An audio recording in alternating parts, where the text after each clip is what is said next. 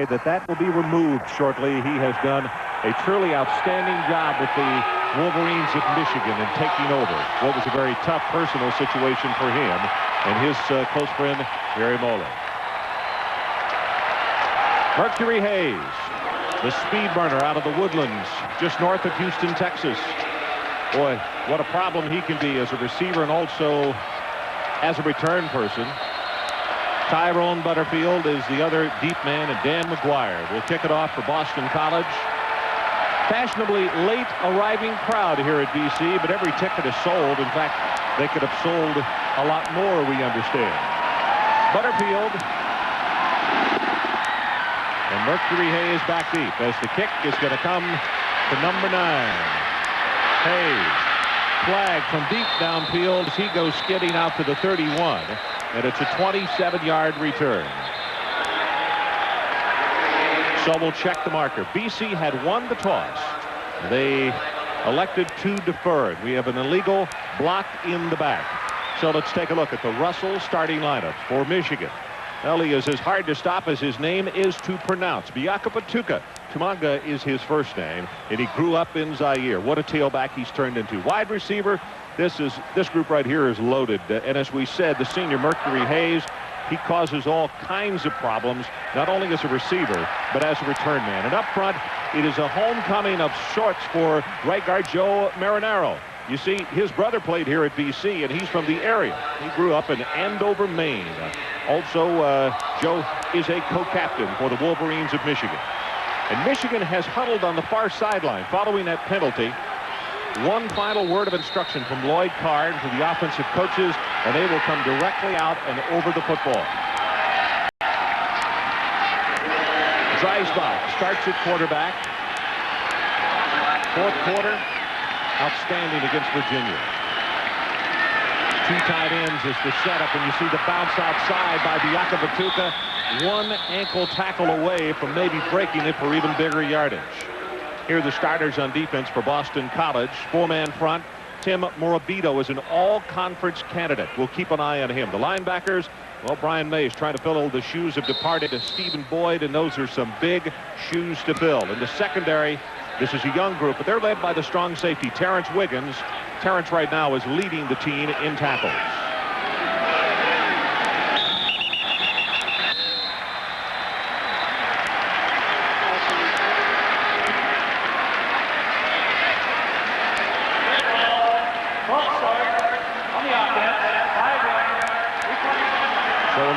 Shaky start offensively.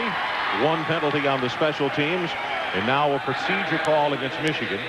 And the sticks will be moved back. It'll be a 2nd down and about 6 to pick up the 1st down. Ron, this is an impressive Michigan football team. They have strength inside, speed outside, but the big question mark in the preseason was Scott Dreisbach. I don't think he's a question mark anymore. Riemersma, the tight end to the near side, waits and probably went back to get a snap count. Biakapatuka cuts it back up inside, and he'll take it to the 21, maybe the 22, before Matt Half makes the stop on him. And a good block. I just mentioned Riemersma, and he was out front putting a pad on one of the linebackers. Ron Lloyd Carr, the head coach, says Scott Dreisbach's a lot like Jimmy Harbaugh when he played at the University of Michigan, a very competent quarterback. A lot like Rick Leach also. They don't rattle him, even in the games that they had, the Virginia game and the early games. He has really shown a lot of poise for a young player. Mike, you almost wonder the way that the head coach was talking there with the signals being sent in. Maybe some headset problems were going on. They were trying to hustle to get that play in. There's only 5 seconds on the 25-second clock now. Big hit in the middle. Chris Sullivan is right there to greet Biakapatuka, and he'll knock him down for a loss. It's going to be 2nd down and over 10. If Boston College is to have any chance to win this football game, Chris Sullivan and Tim Morabito inside has to control the line of scrimmage, because Michigan's got a big offensive line. Talked about the weapons.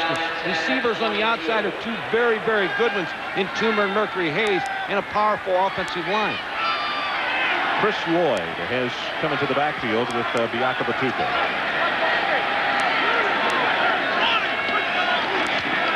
First pass of the night. No, he will slip down at the 12-yard line. Colonette will be given credit for the sack.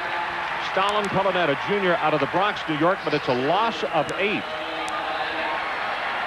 Scott Dreisbach dropping back in the drop back protection, just slips, has a little play fake.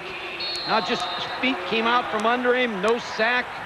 Colonette was in there right away. So Michigan long yardage. It is 3rd down, and they need all the way out to the 32-yard line to keep this drive going. You see the blitz from the outside. They go with the running play. Bianca Patuca going to be knocked down by Morabito for a loss of 1. And just what is happening right now is what Dan Henning would have scripted. That is make a big stand defensively, get the locals into it. Well, you get the crowd into it. But Morabito and Sullivan, big play in this first offensive series, because if you can control them with a 4-man front, you don't have to blitz the linebackers. DeLong. He's only a sophomore, left-footed, and off the side of his foot. And it goes out of bounds, and that is extremely short. They're going to spot that out at the 20. Well, now they're moving a little bit. They're going to spot it out, Mike, at the 23-yard line. That was the initial line of scrimmage. An 11-yard punt. So here are the lineups for Boston College on offense. Mark Hartzell at quarterback. He knows how to step up and win. The wide receivers, after a 2-game suspension, Greg Grice is back, and he says he is ready and raring to go. And with the offensive line, the new face at center, Brian O'Connor, replacing the injured Tim O'Brien. Well, what a huge break for BC to open the game.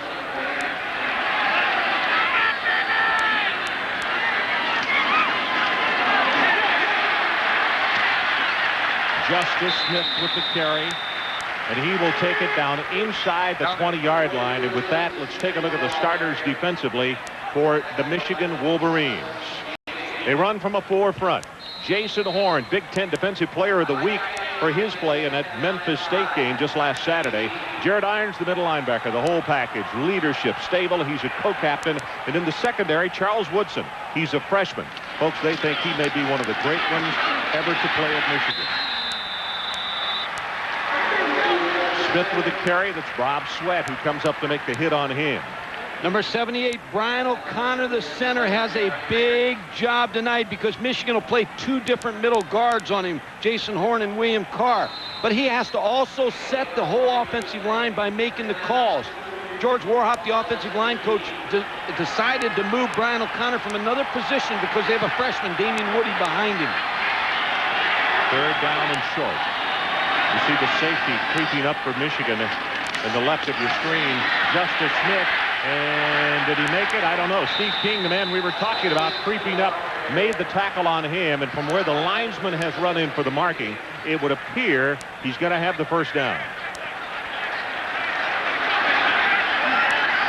Really impressed with Justice Smith, the running back of Boston College. I mean, he is a street fighter at tailback. He gets yardage, and he earns every yard he gets for this Boston College offense, tackle to tackle. Jared Irons calling the defensive signals. It is at 1st and 10 for Boston College. The ball just inside the 13. Going to reverse it out. Looking for the end zone. Had a man there, and the ball is tipped and intercepted. It's King. Looks for a block, and he could go the distance.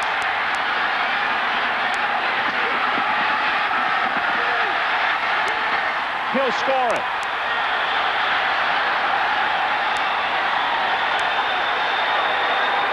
There is a flag back at the 30-yard line.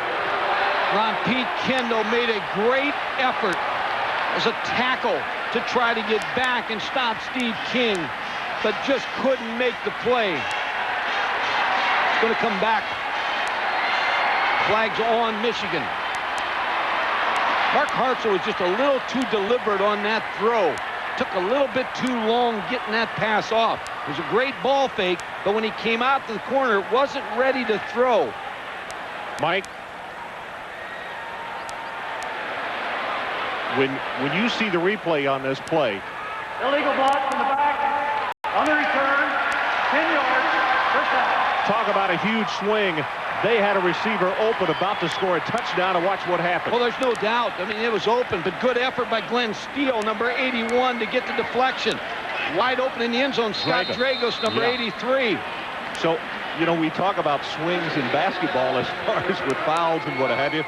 We'll talk more about it. Timeout on the field, no score. Michigan football. We'll be right back. Penalty against Michigan, and this one cost them a touchdown.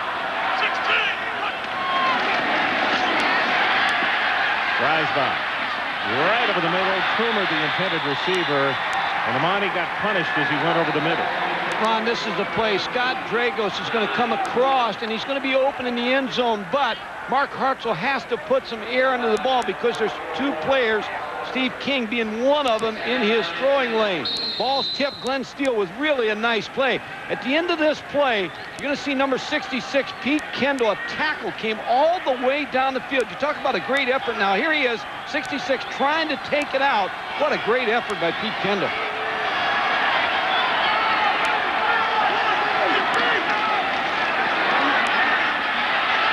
Dreisbach's pass is overthrown, intended to Jermaine Toomer. That's Pete Kendall there. And the effort that he made on that play. You look for effort like that from an All-American player. He's an outstanding offensive lineman. Had a hamstring pull early in camp. Really wasn't in full speed until the Virginia Tech game. But what an effort. I'm telling you, that was great. 3rd down and 10. Shalom Tollfree will check into the ball game for Boston College, number 26. Sophomore out of Kansas City as their nickelback.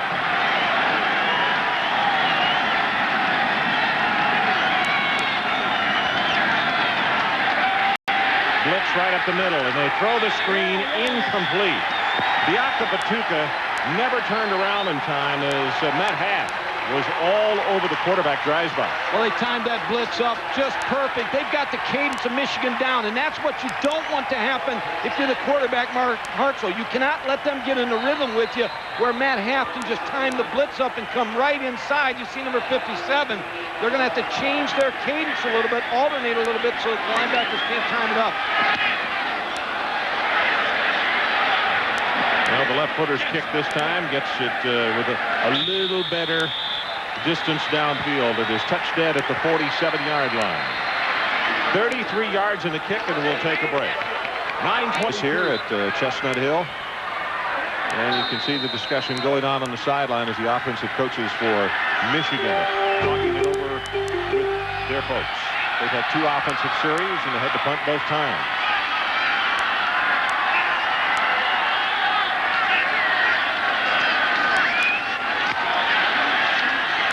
Justice Smith will take it ahead for a couple.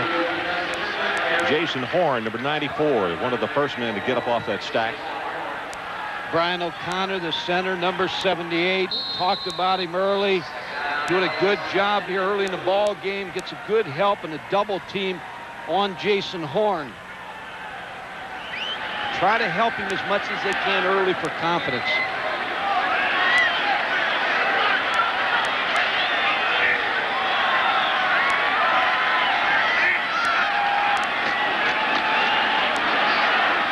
Throwback on the screen.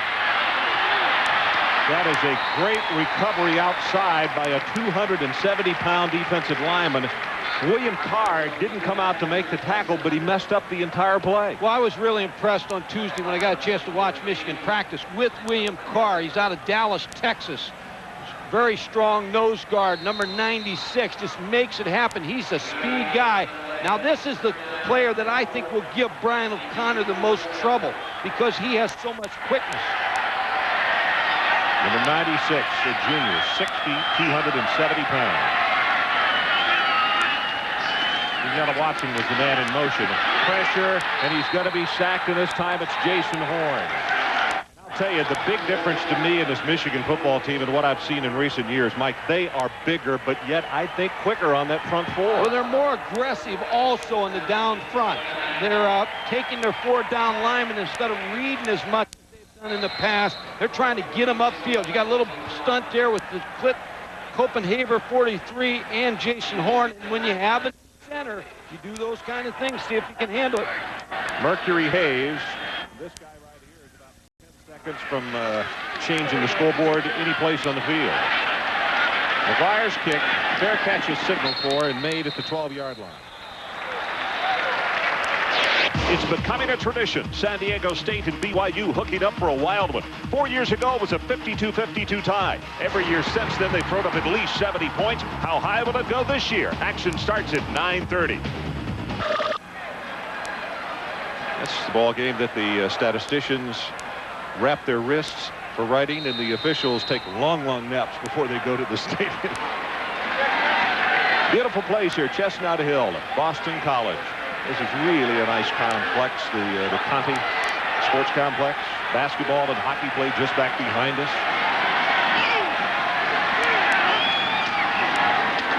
Biakabatuka tries to get it outside, and he's going to be stopped after a gain of 6. And let's check in with Mike Tirico. First visit to him tonight. Mike, what do you have? Ron, one of the more shocking developments if you watch the early part of this Florida-Tennessee game. Tennessee was up 30-14, then 7 unanswered touchdowns until Tennessee just scored. Danny Werfel has thrown 6, run 1 in. Florida will win.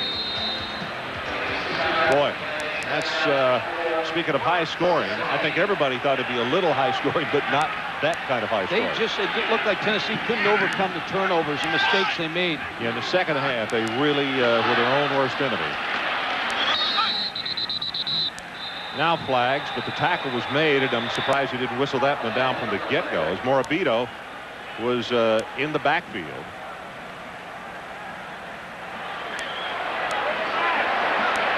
Buddy Ward, the referee tonight. Buddy out of the Big East.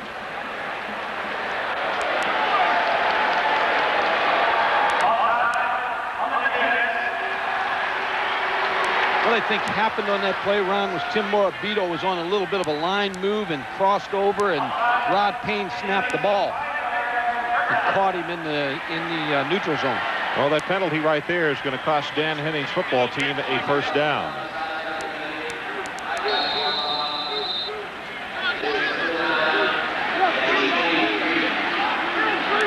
No score if you just joined us. 7:05 to play, opening quarter. Michigan had it, got stopped, only an 11-yard punt. BC in a position to throw a touchdown pass. The ball is tipped. It was intercepted, returned for a touchdown, only to be called back by a block in the back. Biakabatuka goes for maybe 1-yard gain. Terrence Wiggins is right there to bring him down. What's happening at the line of scrimmage is that Chris Sullivan and Tim Morabito and Stalin Collinet are getting penetration against this Michigan line, not giving any chance for Biakabatuka to get started in the backfield. Second down and 8 at 25. Good look at number 21. Quite a story. A junior out of Quebec. A lot of people in Michigan say thanks to the University of Montreal. As that pass thrown complete to Mercury Hayes, and Mercury will pick up the first down. And of course, Mike, what I'm talking about is the fact that Biakabatuka lived in Zaire, and his daddy got an opportunity to get his doctorate from the University of Montreal. That's when he came to the North American continent, and the rest is history. As he started coming to camp down at Michigan, and they said, hey, this kid not only has ability, this soccer player can play football. Well, he's a fine back. They stack him about 8 yards deep. They like to get him the ball deep where he can cut back. Let's look closer at that and get you to explain the aid of being that far back off the line.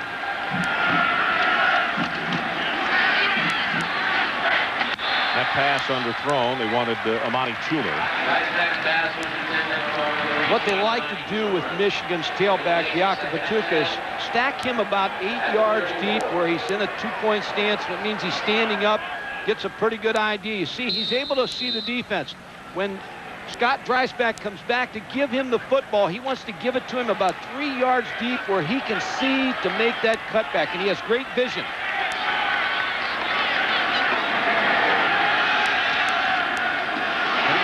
Has a blocker in front. There's a good example.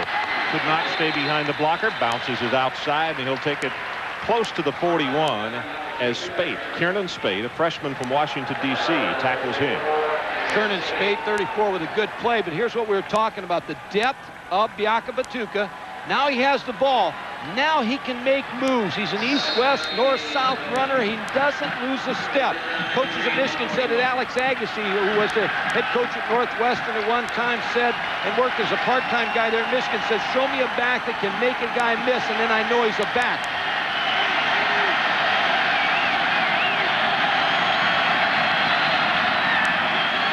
Quick pass. Toomer can't hold on. On the third down play, Boston College comes up big again. Michigan seems a little out of sync. Kernan Spate, the freshman defensive back, number 34, comes up, makes the play on Amani Toomer, but they wouldn't have the first down anyway. I was talking about Alex Agassi, who's head coach at Purdue. Kenyatta Watson back to receive this punt from Nate DeLong. Now then, he gets this one to turn over. Watson going to try to return it.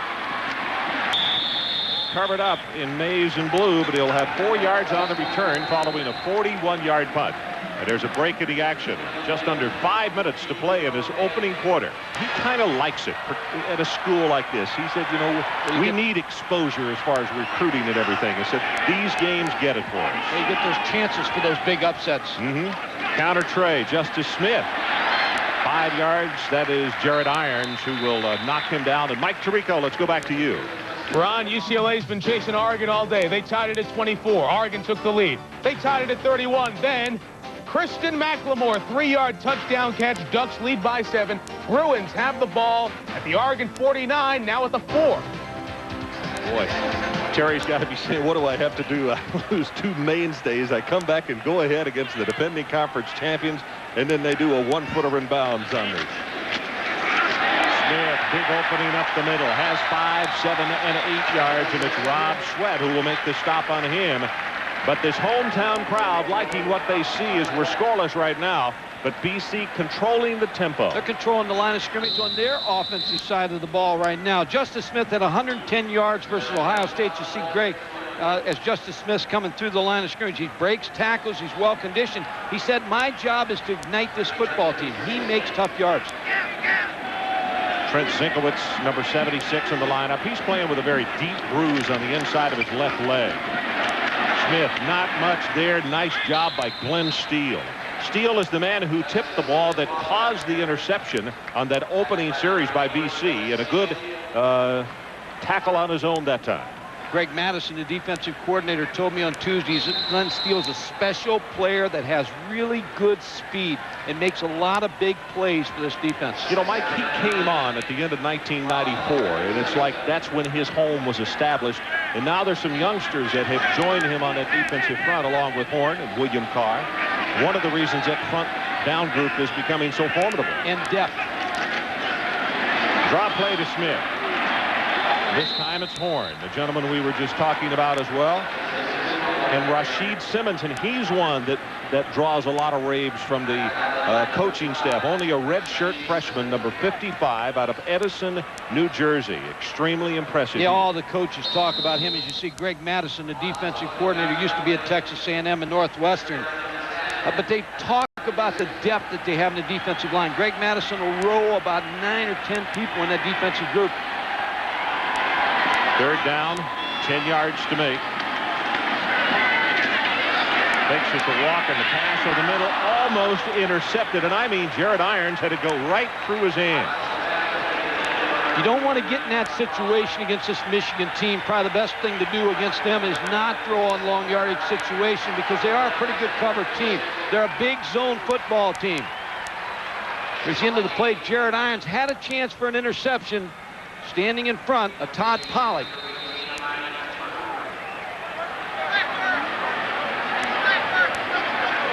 Amani Toomer, 1 punt return. You can see on the year is Jason Malecki. Back to kick. He was a high school senior just last year in Springfield, Virginia.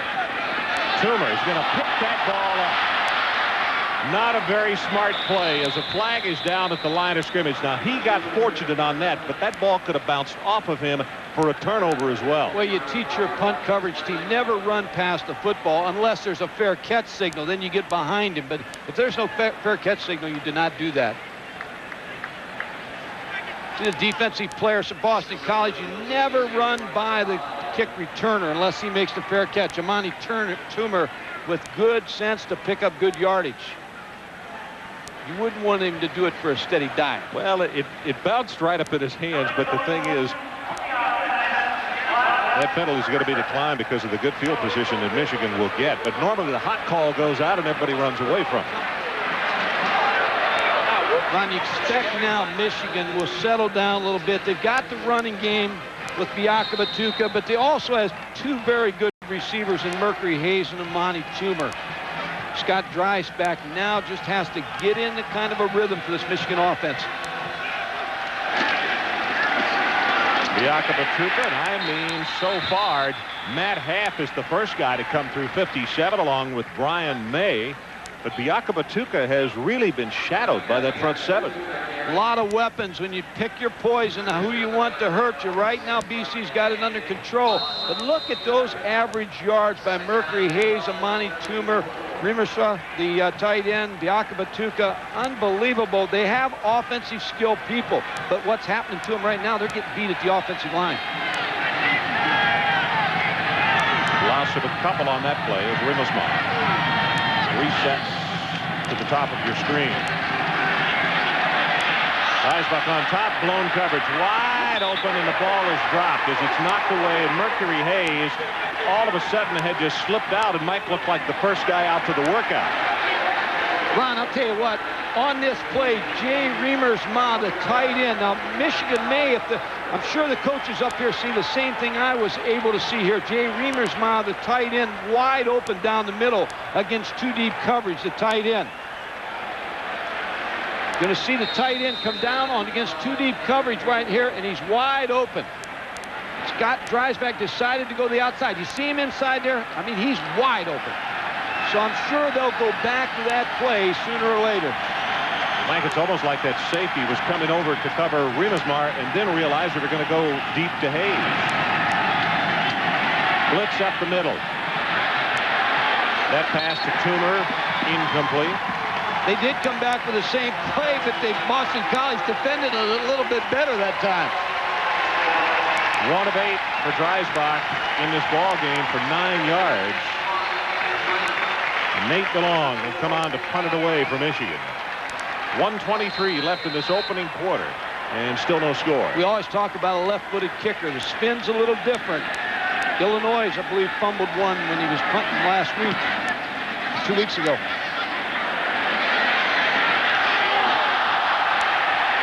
Flag comes down, and in the pros you don't have to, but in college football you got to give him the 2-yard distance, and there was no space. Steve King just tried to time it up, but he just got there a little bit too soon on Kenyatta Watson.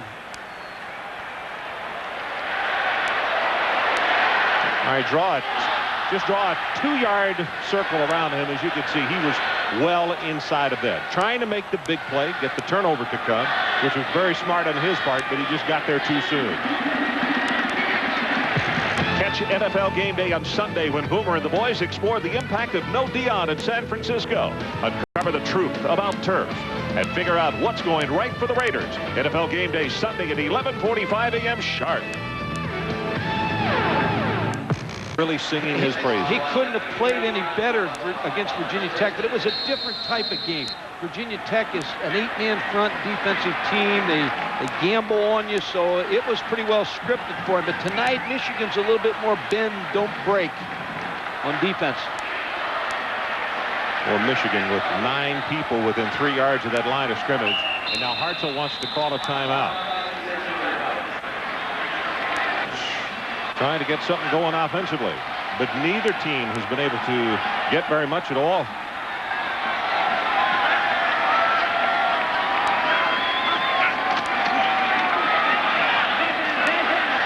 Smith at the 35, and he'll go out to the 37-yard line. And let's go to Mike Tirico. I understand that the jury is in Los Angeles, Mike.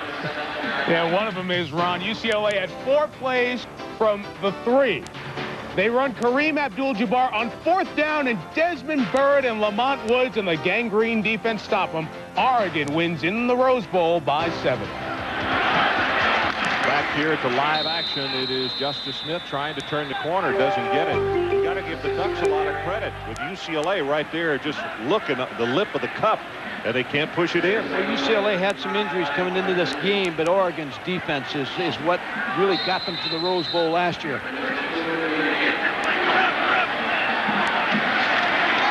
Got to take it just over the 40, and he is hit just as the ball is thrown. It's incomplete, and it would appear as Winters was coming in pell-mell on him that the Boston College is going to have to punt the football back. A reminder that every 10, 30, and 50 minutes here on ESPN, you'll get updates on the scores from around the nation. And this day of upset seems a little early this time around, Mike. Continues to happen.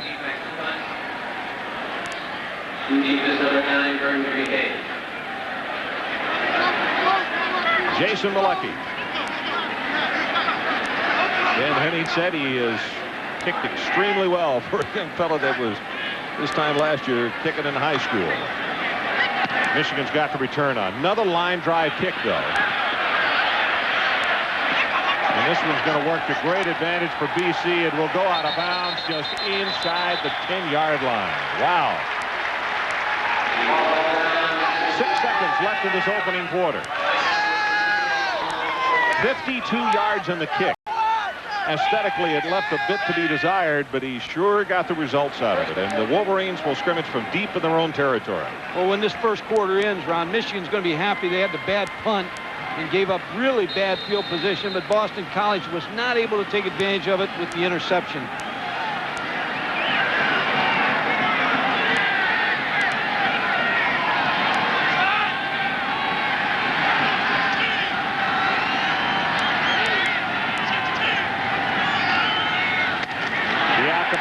He was hit as soon as he got the football by Tim Morabito. That's the end of the first quarter. So let's take a break. BC nothing and Michigan nothing. Tim Morabito, the defensive nose tackle, just beat the block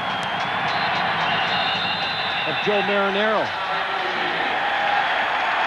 Michigan having to call a timeout. And they are going to go back to the line of scrimmage. Now let's take a look at that last play, Mike. When you try to scoop like the Michigan offensive line is, that's Tim Morabito right here. And the center, Payne, is going to come out, but Marinero's going to try to scoop Tim Morabito, but he can't because of the quickness. Watch how Morabito gets inside and makes the tackle before anything can develop. So they're getting penetration into the backfield of the Michigan offense. Well, the stats in that first quarter really tells a lot as far as what's not happening for both teams. Right now, Mike, I guess you'd have to say that in looking at those numbers right there, that both coaches got to be very pleased with what their defenses are doing, but not what their offenses are doing. No, I think both offenses are really out of rhythm, and I think both defenses are really doing a pretty good job. It's like the Illinois-Arizona game today. It's a big defensive ball game, but I expect both these offenses are going to get untracked.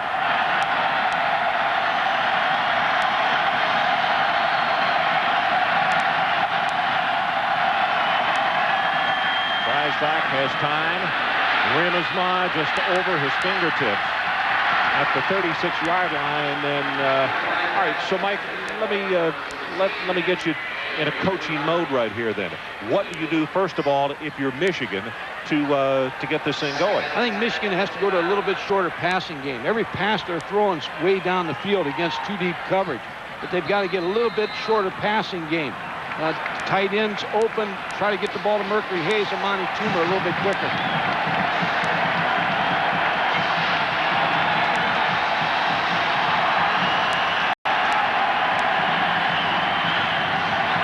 Well, that BC student section behind Michigan right here and really trying to make it difficult for them on third down. Goes up on top. Toomer is there, and because of the hit, he can't hold on. Rob Clifford came over and robbed him of a reception because Toomer was right there, and then he caught him in the rib cage with his shoulder pad. Well, against too deep coverage, what you're trying to do is you're trying to entertain the safety with the tight end. Then Amani Toomer's running a post corner, fakes the post, and breaks to the corner against the freshman Kerwin Spate, but he gets good help from the safety, Rob Clifford. Knocked the ball away. Nate Long to kick again.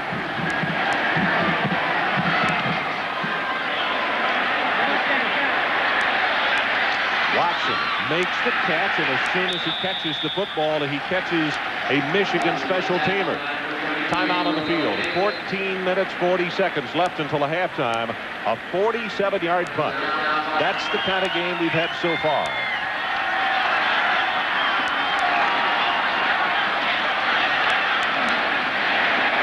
Gets that one complete. That's Everson. Down on one knee. That's the reason he was not allowed to come back up and advance it. But he's to the 43-yard line in a game of 13. Ron, we chronicled early in the ball game that the Boston College had a new center. Brian O'Connor, number 78, is the center. Here he's going to work against William Carr.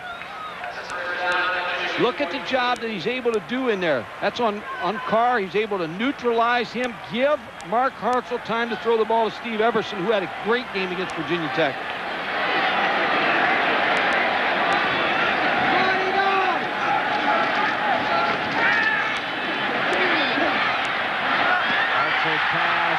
He got it, then dropped the football. They're going to say reception. They're going to say incomplete. Mike Adamle, let's check in with you.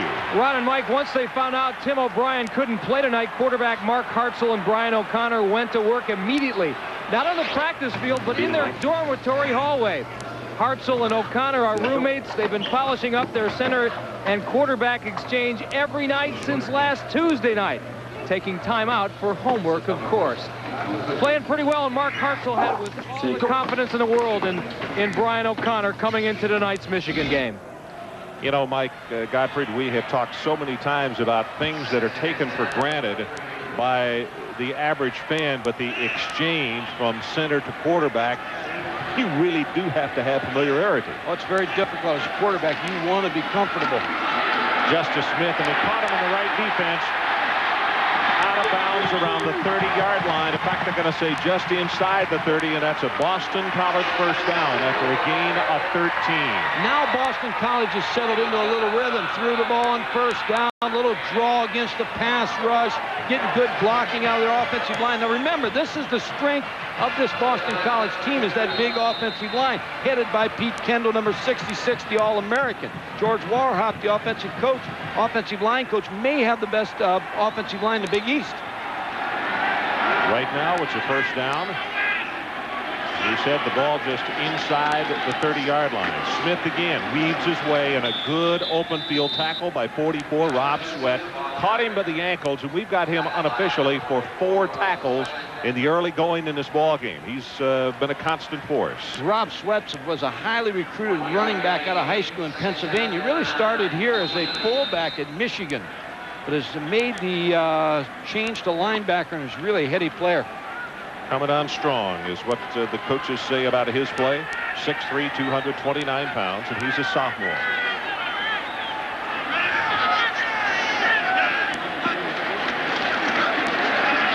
Pressure up the middle.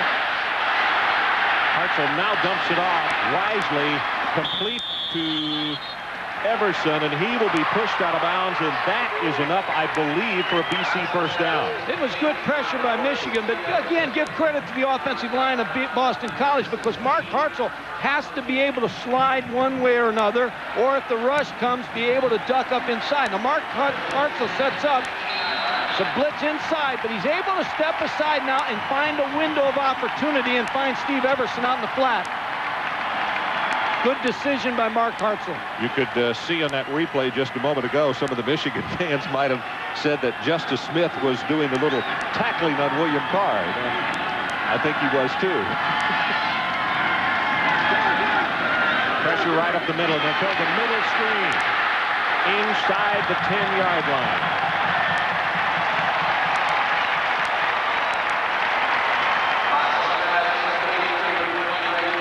Brian O'Connor, this is what he's going to face. He's going to see a little bit of an X stunt here on the inside. They're going to challenge him. That's a linebacker coming.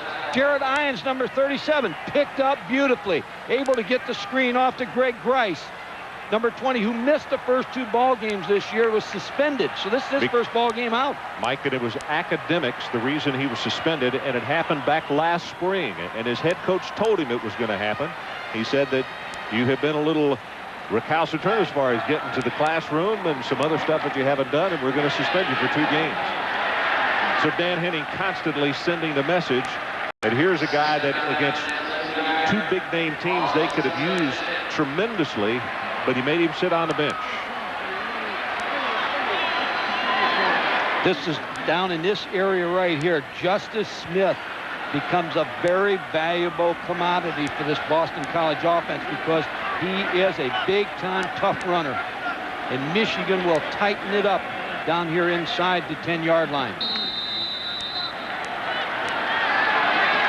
Pollock, the tight end, goes to the left side, and he will be in a slot there. That's him in motion. They throw back over the middle, and actually, like they were kind of running a little bit of a pick by Pollock to get that receiver coming across the middle. Same type of screen they just hit a moment ago. Tried to come right back to it on the other side to Kenyatta Watson.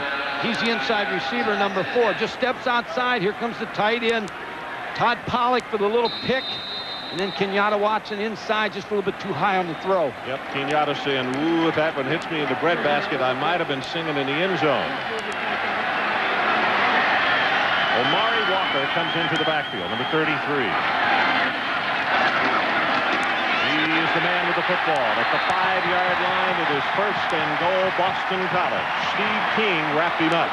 Scott Dragos, they moved him to the fullback position at 6'3", 242. He really led Omari Walker, who's their short yardage running back. They like him down here in the goal line. They like him in short yardage because he has a feel to pick up the first down. So it is 1st and goal, and here they come out to the football. Brian O'Connor over the football. The Boston College Ball Club trying to put it in first. Smith, hit, bounces back into the middle, and he'll wind up with a yard. 27, King along with William Carr making the stop on him. William Carr really made this play because he's on a little slant move. He slants and gets penetration on Brian O'Connor. He's going to go right to the left side here, and he gets enough into the backfield that he's able to stop that play, stop the lead blocker, force Justice Smith outside. Seeing good middle guard play tonight. Tim Morabito and William Carr. 2nd down and goal.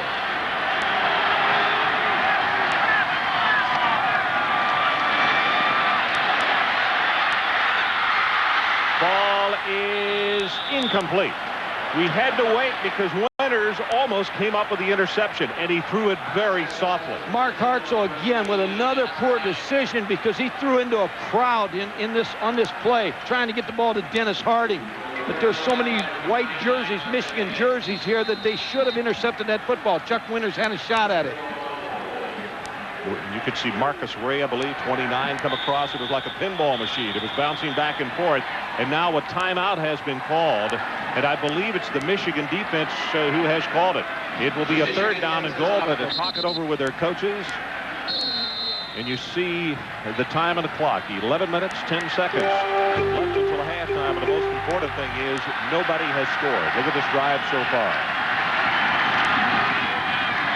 They bring it wide. Walker, touchdown, Boston College.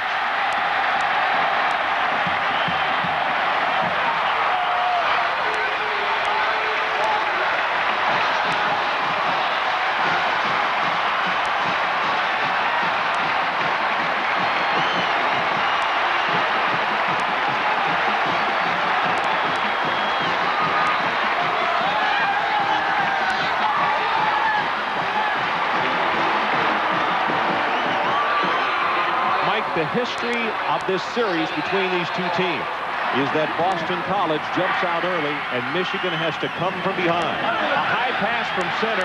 They're going to try to go for 2, and there are no receivers out there.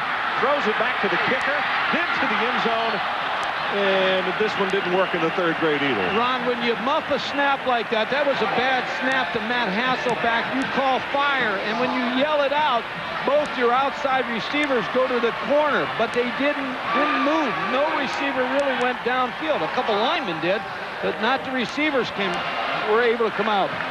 Here's a snap. Once it's a bad snap, that holder says, fire, fire, and everybody tried, the 2 outside receivers try to release outside. Matt Hasselback knows it was a really smart play, pitching it back to Dan McGuire, and then he throws a pretty good pass to Scott Dragos. Pretty good thinking, but it would have been able to come back anyway because an ineligible receiver downfield. That hurts. So, Mike, again, the conversation comes back to center, which, and there you see 54, Timmy O'Brien, senior out of Hanson, Massachusetts. Broken foot, and we won't see him tonight. It'll be a while. It's Greg Madison, and I know he's not really happy about that last series because they really got good blocks out of Martin Norrie and Scott Dragos, so he's going to challenge that defense a little bit. That was a pretty good drive by Boston College. And we talked about Amari Walker. He just has a feel for the end zone. They're going to outflank him out here to the right. Number 71, Mark Norrie, the right guard, is out there. And 83, Scott Dragos, with really good blocks, and Amari Walker into the end zone. There's the block by 83, Scott Dragos. Then you can see Norrie coming right behind him. It's an emotional letdown, though, when you score a touchdown in a big game like this, and then you flub up the extra point. Well, David is trying. He's hurled one smooth river rock here and has been up around the temple. But a lot of playing time left. And one of the things that Dan Henning said yesterday when we visited with him is he is so aware of guys like these two fellows, number 1 and number 18, that can just, in a very short period of time, Butterfield or Toomery, the one, can take a kick return and put it right back in the end zone. So you cannot relax. You don't celebrate until it's all said and done. We're many, many minutes from that. Going to kick it to Toomer's side. It is short. Going to bounce in front of him. Now taken by one of the up men in a very dangerous play at the 16-yard line. Well, now it's time for our Sega Sports Students of the Game. From the University of Michigan, tight end Jay Riemersma. He's a communications major with a 3.0 GPA. And from Boston College, free safety Rob Clifford. Rob has a 3.3 GPA and is in the Graduate School of Management. Sega Sports congratulates these fine student athletes. Sega. Ron Franklin with Mike Gottfried and Mike Adamley. Chestnut Hill, Massachusetts. Well, look at his field position, Mike. It has not been friendly for the Wolverines.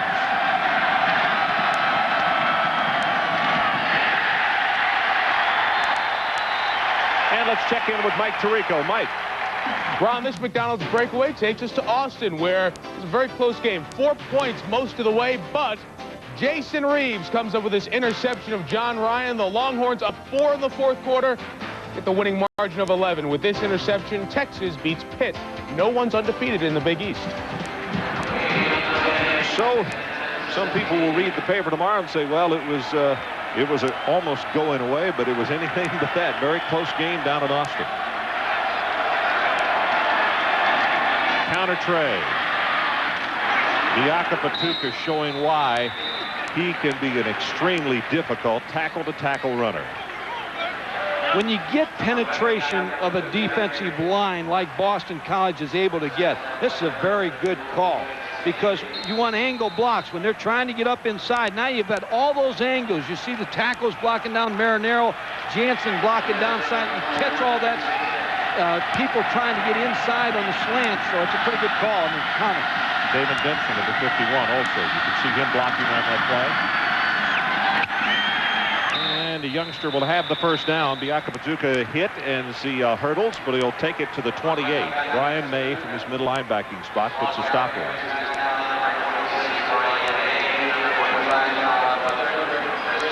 May mentioned in the starting lineups tonight that he has got some gigantic shoes to fill. Stephen Boyd, I thought particularly last year, Mike, played as well as any middle linebacker we've seen.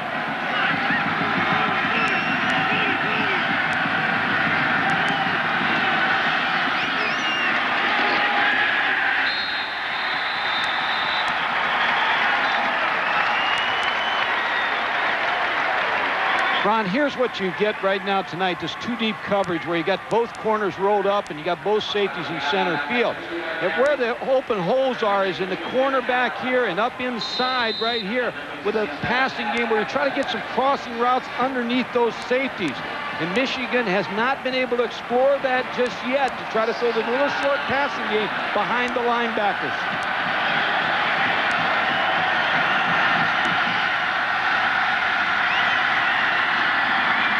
Rolling out. Pressure pressure from the backside, but he's got plenty of speed to get away, and it's picked off by Sept.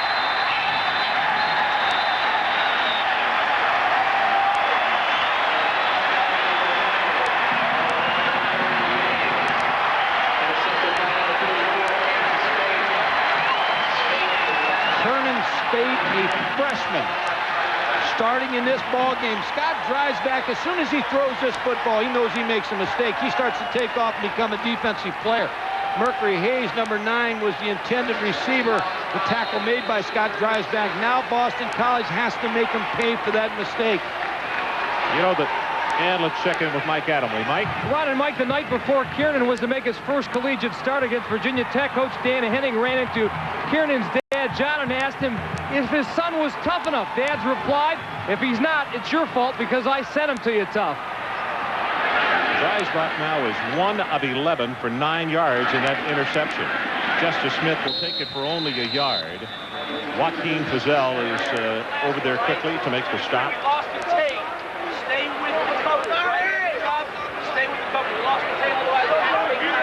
Defensive line coach talking about losing contain on that last play. But Scott Dreisbach was outside, decided not to run, but they do not like that quarterback out there with no one in his face. The other thing that these two head coaches don't like to see is both quarterbacks have had to make tackles tonight after interceptions.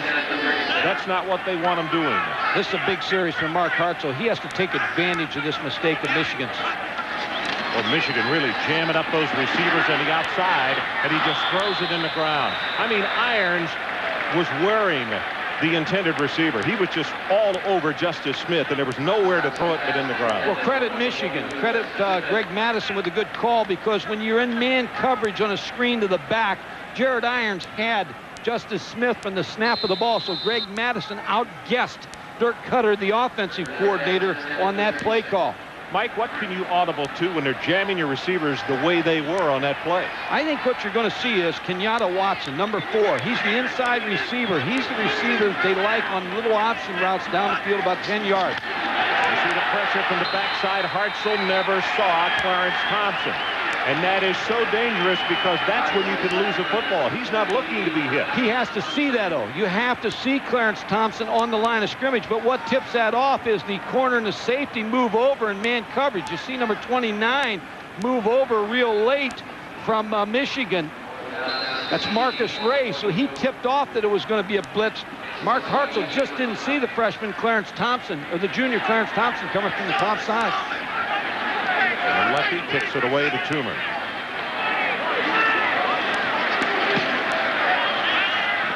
Toomer with a fair catch signal for it. He'll make it just inside the 15-yard line. So let's take a break. 7:41 until halftime. BC Unsbach and his numbers tonight. Mike, 1 of 11, 9 yards, 1 interception. Ron, I'd expect them to run the counter here in the next 1 or 2 plays, because the counter's a play that picks up all that garbage inside. Chris Lloyd, number 7, has joined Biaka Batuka in the backfield for Michigan. And he's used as a blocker on this play. Has 5, 6, and 7 yards. And it's Kiernan Sept who's there to make the tackle. Jay Rumersma with a good block. He came to Michigan as a quarterback for 3 years. Scott Dreisbach, the quarterback, says he's been able to settle those things down in the huddle because he was a quarterback. He understands. Second down, about 3 to 21.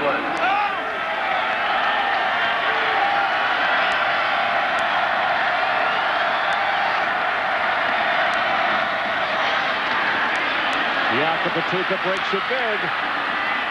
And he will take it out to the 37-yard line as Rob Clifford finally made the stop. And what a block by Chris Lloyd to help free him. Well, you come back to, again, the last series, Boston College had a chance to go up over 6-0 and didn't take advantage of it. Now Michigan is going outside. They're not trying to fool around inside anymore. Chris Floyd with a good block. They're trying to go outside now of all the penetration inside. Mike, did you see the little waiver right there? Looked like he caught his foot. Yeah, and he has just trotted off the field. Biaka Batuka. Davis is in the ballgame replacing him. He gets the pitch and gets greeted the way everybody else has tonight. Mike Tirico, what do you have for us? Ron, at the Meadowlands, Eddie Robinson is going for career coaching win 399. His Grambling team is taking on Hampton. Grambling's Jason Bratton, a 7-yard run, but right now, Grambling trails by 2. We'll keep you updated. Eddie Robinson, what a gentleman, and he has meant a lot to a lot of young men. Yakubatuka obviously okay. He's back in the lineup. He went out for just one play. Reisbach going to go on top. Got his man there. First down inside the 15. Mercury Hayes is one of those kind of receivers, or any kind of football player you like to have on your football team. Every time he catches a pass in practice, he sprints to the end zone with the ball. Mercury Hayes just on a streak route here. It had to be a busted coverage here.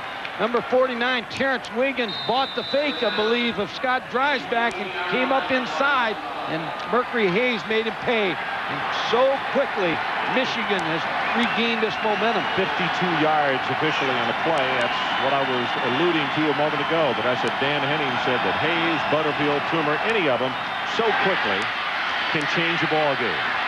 Yakubatuka will take it in the vicinity of the 10. It's going to be a gain of almost 5. Another good look at Mercury Hayes. They say that he's part of the fire, that he is very good technique-wise, but also one of the leaders on this football team. When they start practice in Michigan, they run a mile around the field. Who do you think first one is to finish? It's Mercury Hayes. And he doesn't want to lose anything. 6-0. BC leads. About to go under 5 minutes until halftime.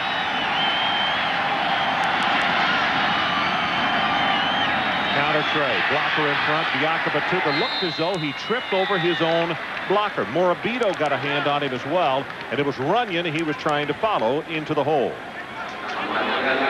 The counter gives you a chance, as I've been saying, to block down and pull guards so that you get angle blocks on the down linemen, so you pick up all that stunning inside. It's a good play call right here by Michigan to keep going with the counter and the sweep to get away from that inside rush that they're not having good success handling. You can see Morabito just giving up his body as he was being blocked. He gave it a shoulder lean and helped catch his foot. 3rd down. Yakubatuka cannot bounce it outside. What a play by Terrence Wiggins. They're talking to the defensive coaches of Boston College, and they were talking about Terrence Wiggins. They said he's like a 3-point shooter. If he gets hot, he'll burn you. But if he gets cold, he can get hurt. He just got hurt on a pass reception a minute ago, but came back and made a big play on that counter. Remy Hamilton to attempt a field goal of 25 yards.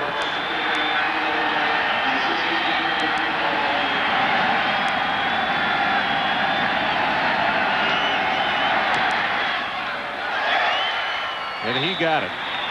So we'll hold it right here with 3:35 until halftime. And the Wolverines are on the scoreboard. And it is a 6-3 ball game. Boston College on top. Yep. Kickoff near the sideline and does go out of bounds. Jay Feely is the man who handles the kickoffs for Michigan, number 49.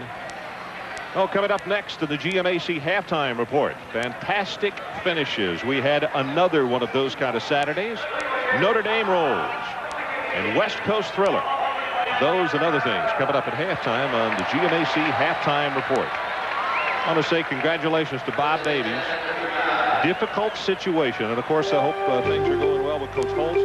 But Bob Davies, the defensive coordinator, who's a friend of both of ours, took over the head coaching or interim head coaching job there, and I thought did a nice job on the sideline. Got to see a little of their ball game today, and they played very well. Omari Walker, 33, in the BC backfield, replacing Justice Smith.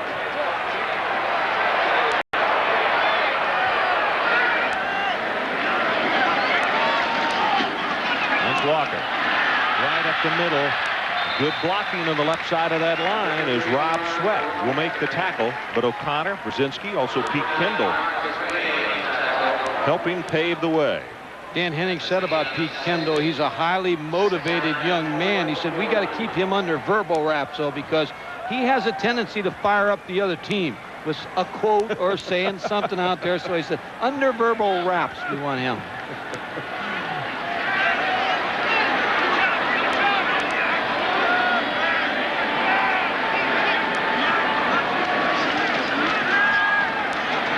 sets deep. Throws this one intercepted. Clarence Thompson. And they're going to say out at the 44-yard line. Had an open receiver, just underthrew the football. Clarence Thompson played the ball very well.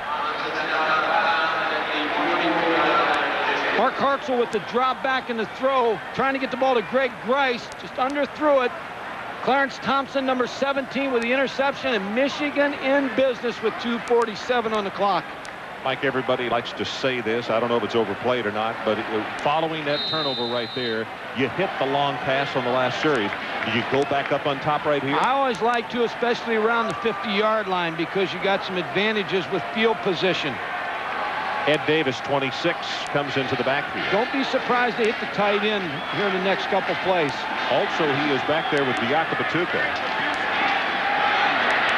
Right over the middle, two they're looking for. One-handed stab by Riemersma. First and 10, Michigan at the 29-yard line. Well, I think everybody expected Jay Riemersma to get that football because the linebackers did a very good job. We talked about two-deep coverage. One of the routes that everybody likes is to get the tight end down the middle in between those two safeties. Jay Riemersma with a great one-handed grab right behind Brian May, number 46. Mikey's already 6'6". With this leap right here, it makes him about 6'10". That's 27 yards on the completion. Counterplay again. Biaka Batuka hit by Brian May. Chris Lloyd out front blocking in the play, and right now Michigan mixing it, but the meat and potatoes here when you got that kind of running. Well, I like the play call by Fred Jackson. He's found a hole in this Boston College defense. He found the hole in two deep with the tight end. He also is controlling the running game with the toss sweep and the counter, because you're getting outside of Morabito and Chris Sullivan. Why fool with them? Block them down in the counter or go outside. Here comes the pressure from the outside of the blitz. With the pass thrown right there to Mercury Hayes. He steps out good for the first down at the BC 18. And since they started running the counter, Scott Dreisbach has a little better pass protection, a little better rhythm now in the throwing game, and he looks like he's getting on the mark a little bit now. Number 9, Mercury Hayes with an out route. Amani Toomer ran the hook route. Mercury Hayes was open in the flat.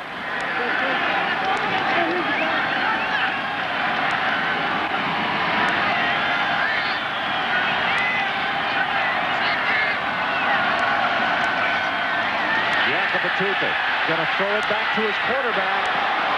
Padding there, and just not quite where he wanted it to. He turns and looks at the bench. Biaka Batuka says, I know I threw it badly. I had an opportunity. And BC with a player down and at the 24, and that's Brian May, the middle linebacker. The mistake Biaka Batuka made, number 21, he showed pass too quick. Ron, he has to take the ball a little bit longer. There's pressure from Eric Storrs, but he has to make it look like a run just a little longer to draw that secondary and the linebackers in. Well, Brian May is being helped off the field. Let's check in with Mike Tirico. Mike? Ron, more than half the teams in the top 10 scored over 50 points today. Did they have to make a point to stay in the polls where they were? We'll look at some of the highlights and talk about that, and also talk about the 3 top 25 teams that saw their games come down to the final play. All that's coming up at halftime, plus the coach and the pony. Okay. You know, it brings up another argument that if some coaches are really complaining about the running up of scores, then the coaches need a movement on to outvote the presidents and say, let's have a playoff. Without let's a get rid doubt. of the current system. Without a doubt. That's how you get rid of that. And I think that's an excuse to run the score up, though. I don't, there's some good ball clubs that don't need that many points.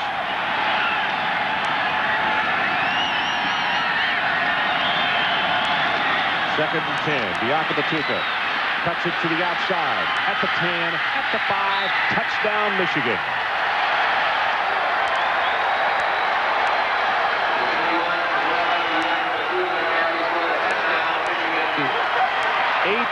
yards, and Thomas Gwines, number 75, with a key block. Well, that's the ability to get the ball deep to Biaka Batuka, number 21, so that he can get squared up and find the hole. He does that as well as any running back I've seen in college football. Makes that cut back to the right without losing a step. Good vision.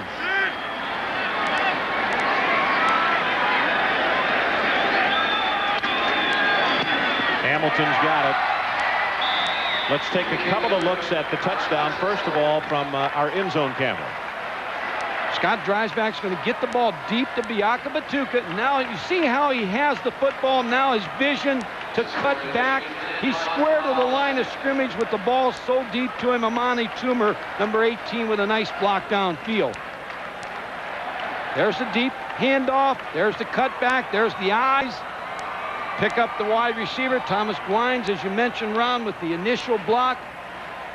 Amani Toomer there as a wide receiver, a big, strong receiver, 6'4", 201, getting the block to get Biaka Batuka in the end zone.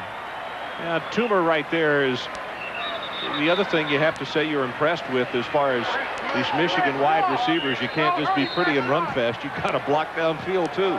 And they have done that tonight. What comes to mind again, Ron, missed opportunities by BC. Second half, they've started that counter and the outside play. They're having more success running the football. And, of course, we meant first and second quarter on that. 1:32 now left until halftime. Don't forget the GMAC halftime report. Dan Henning's guys have clawed and scratched, and they're here now, and they'll be around all night. That's the kind of football they play. But Michigan has gone on top. Kenyatta Watson from around the goal line.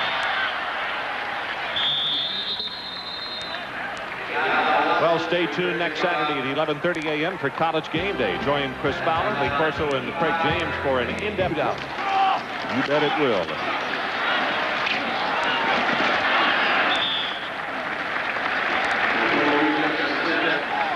Justice Smith on the carry. Rob Sweat, who's there to put the stop on him. Rick Neuheisel has done an outstanding job with his Colorado ball club. Well, Bill McCartney left some pretty good talent there. Rick Neuheisel's doing a very nice job with it. Troy Detmer gives him a chance to be really solid on offense, but their defense playing well also.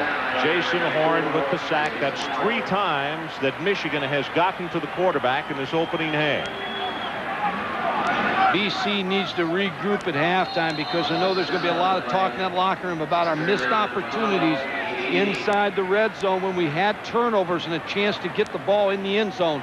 And the missed extra point looms big, too, because a field goal does not tie that score. Justice Smith gets whacked down hard. And let's see if Michigan calls a timeout to stop the clock with 15 seconds showing. Jared Irons made the stop, and the Wolverines do get it stopped.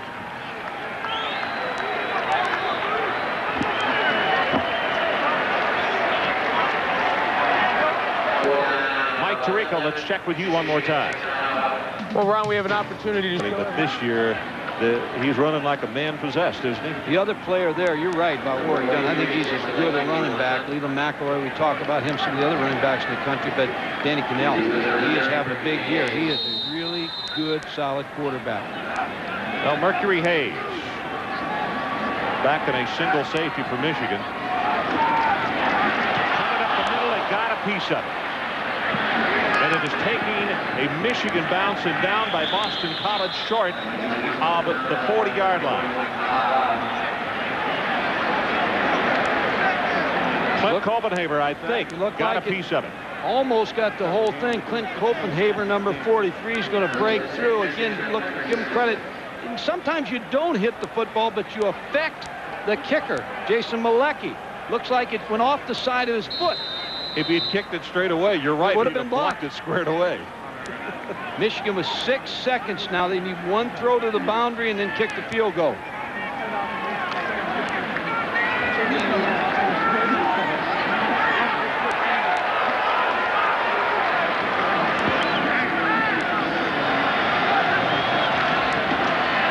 Sets, throws, just as you said. Toomer's got it, steps out of bounds at the 22-yard line. 1 second on the clock. And the special teams comes on. You figure if you throw the ball inside and you get tackled, you're not going to get time to get it off. And Boston College gave too big a cushion on that side to freshman Kernan State.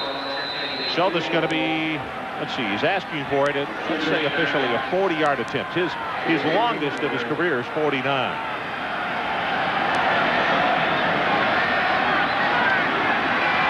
Hamilton's kick, plenty of distance. He got it.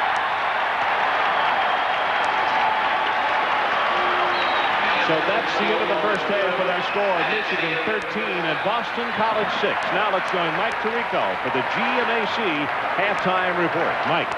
Kenyatta Watson back in a deep safety. And Feely will kick it off for the Wolverines of Michigan. This is Watson at the goal line. Here comes a flag from deep downfield as he will bring it to the 22-yard line. And Mike Gottfried, I think when you look back at that first 30 minutes, you have to say the 1-point missed opportunities for Boston College. Mark Hartzell just waits too long to throw the ball. Glenn Steele gets a hand on it. Scott Dragos, 83, is open in the end zone, but it ends up in an interception for Steve King. Late in the second quarter, Mark Hartzell again underthrew the ball. Clarence Thompson, number 17, with that interception. So as we come back to a live shot here at BC, Buddy Ward signaling that there is a holding against Boston College on the second half kickoff as we look at the numbers from that first 30 minutes. Mike? Well, the turnovers from Boston College and the opportunities of getting the ball inside the 25-yard line twice, not coming up with anything. Total yards, Michigan, when they started to work the counter play with the angle blocking, they started to open up their offense. So let's see if BC can get it going offensively here in this third quarter. Justice Smith breaks the tackle. Rob Sweat will come over to make the hit on him, and it's just short of the 15. 4 of 12, 37 yards, and 2 interceptions for Mark in the first half. Against good teams, you can't have that INTs. You can't have 2 because you're gonna have to play your best ball game to beat this Michigan football team. You can't give them any gift wrapping.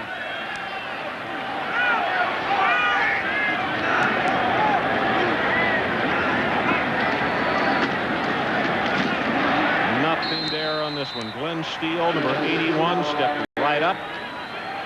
Made the stop, but it's going to be a third down and long situation, as that's going to be a loss of about 3 yards in the play. Michigan defense under Greg Madison has been very active in the front 4. Going into tonight's game, 7 of the last 10 scores for Michigan was set up by the defense. Tonight, they've hit the 2 interceptions.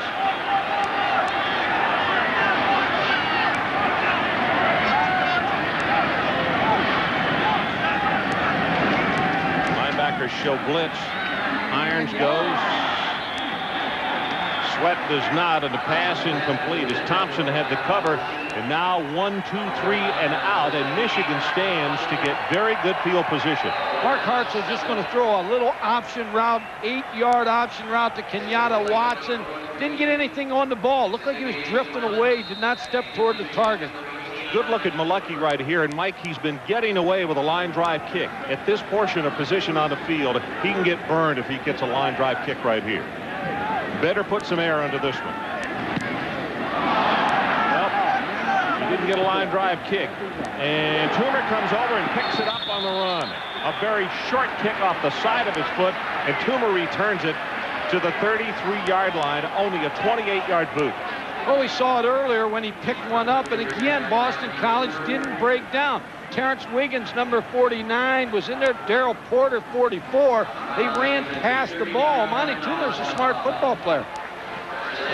Number 18, he says, get away from it. But now you see Darrell Porter, 44, he was reading the signal, but Monty Toomer says, now I get to bounce. It's like Lou Whitaker on a short ground ball there, picking that football up and picking up the first down. So Malecki. 10 yards you don't have to get. That's right. Diakabatuka breaks it inside the 20 to the 15, and they'll say just inside the 15-yard line, and it is 1st and 10 Michigan. Rod Payne with an outstanding block, number 52. Rod Payne may be one of the best centers in the country, number 52. He really does a good job of film study, studying the opponent. The other player, John Runyon, the big 6'8" tackle, 299 pounds, gets a good block for Diakabatuka. Mike, this is going to put him well over 100 yards on the ball game. So it is a first down. Michigan 13-6 and trying to blow this thing open early in the third quarter. Diakabatuka picks his spot, breaks off a tackle. He'll take it down to the 10. Brian Brian May caught him by the ankle. This is a Michigan team now offensively that looks like they regained all the confidence that they had as a football team. Early in the ball game, as you see Biakabatuka's statistics here, early in the ball game, they were just like a typewriter, hitting every other area, but now they're playing together as an offensive line. You got good mix, and they're controlling the line of scrimmage now instead of like the first quarter. Number 7, Chris Floyd, into the backfield along with Biakabatuka. He's blocking in front. Biakabatuka takes it close to the first down as he's down to the 6-yard line, and it's going to be a 3rd down and 1 for Michigan. Morabito on the bottom of the stack over the ball game he's had. Tape it down.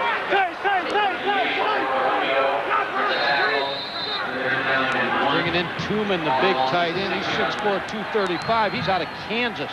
A long way to Michigan. Runs like a wide receiver. May line him up in the backfield. 3rd down and short. Open side of the field to the right. That's where Mercury Hayes is lined up. But they take it there with the run. And a nice defensive play as Terrence Wiggins comes flying in and catches him by the ankle and will stop him short of the 1st down. Mike, do you go for the 3? Do you go for the touch? I think you go for the touchdown here in Michigan. They have controlled the line of scrimmage. Terrence Wiggins made a good play here. Chance to show your offense. You got some confidence in them. You've got a big offensive line. You got shoe-to-shoe splits. Terrence Wiggins with the play. Michigan will go for it. BC may have to use a timeout here. They got a lot of late substitutions in this lineup. 2 tight ends. The I formation and straight ahead. Dreisbach with the quarterback sneak. And it would appear from here. Now let's wait and see. The line judge on this side, I don't know.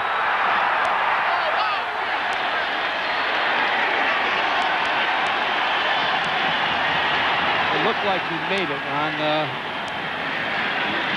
But we shall see.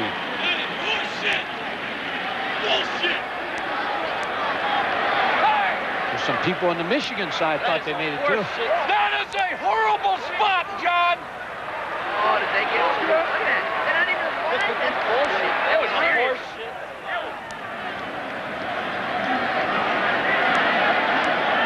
Now they stretch it out. BC holds.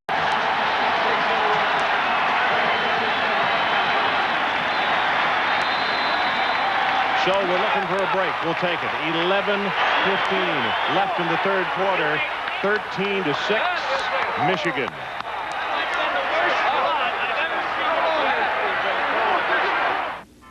By BC, and take a look at that controversial play just a moment ago where Michigan was held, and the Michigan coaches surely did not agree with the spot of the football. Justice Smith. Okay, we'll see if we can stop this just at the right time to see the football. There's a quarterback sneak.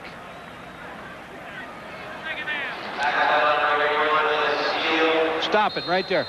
See, there's the football right there. There's the line right there. Of course, it's tough to see from here, but okay, good penetration by Tim Morabito. Tough call.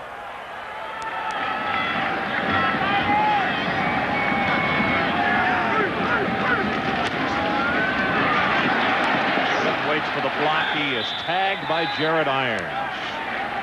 Glenn Steele also with a good job getting outside to help trip him up. You're exactly right, Ron. Glenn Steele really makes the play here. Number 81, he's going to stretch it out on this side over here. He's blocked. There's the block. Now he stretches. That's Sienkiewicz right there. And there's Steele right here, 81. Sets up the play for the linebacker, Jared Irons. So it's 3rd down for Boston College.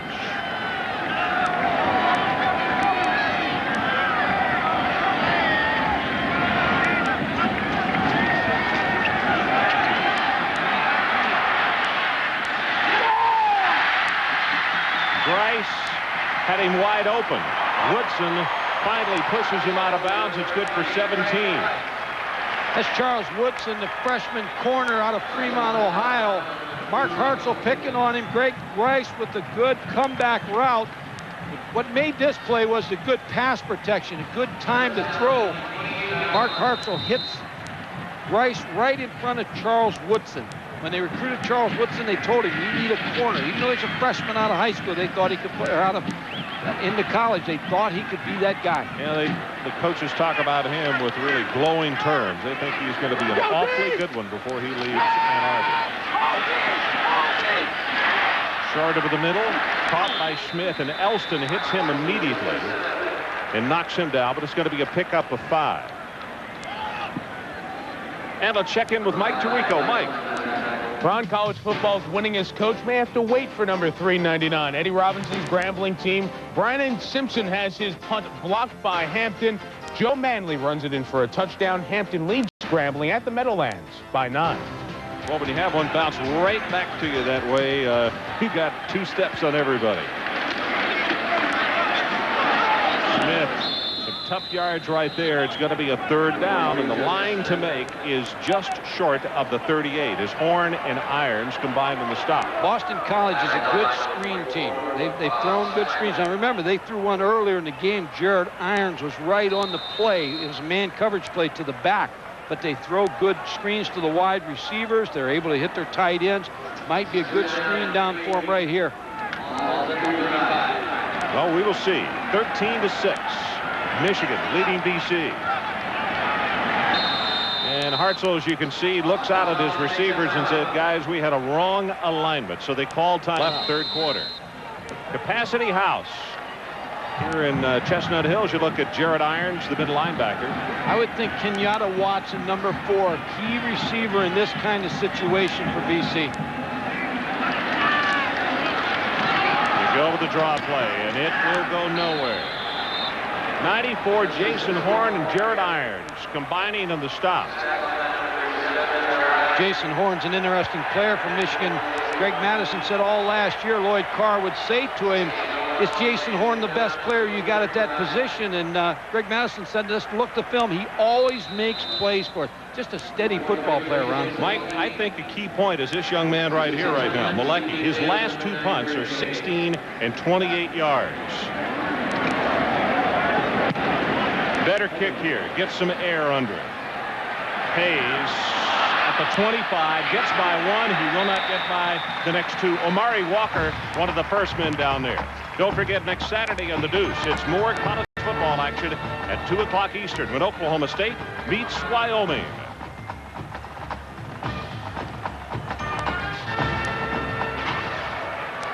It's some kind of music. I like that blown fuse at the end. 13-6 our score. Huge play as Michigan came down and had the ball inside the 10-yard line. Quarterback sneak, and BC held according to the spotting of the football. 218 to 118 total yards. Bianca Batuka hit hard at the line of scrimmage. Colonet wrapped him up, did not give him an opportunity to get going. Stalin Colonet, he's a junior out of the Bronx, New York, 6'7", 255 pounds. No gain on the play. Second down is 10 at the 25.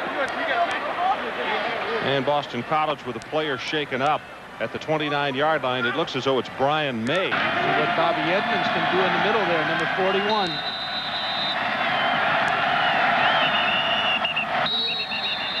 And you can see all the pointing by Colonet there, saying that Michigan had movement before the ball was snapped. Boston College defensive lineman was stemming, which is movement by them before the snap of the ball, and John Runyon just moved on the movement of the defensive line. Left tackle, number 69. See the movement of the defensive line? He just quivers a little and gets the penalty.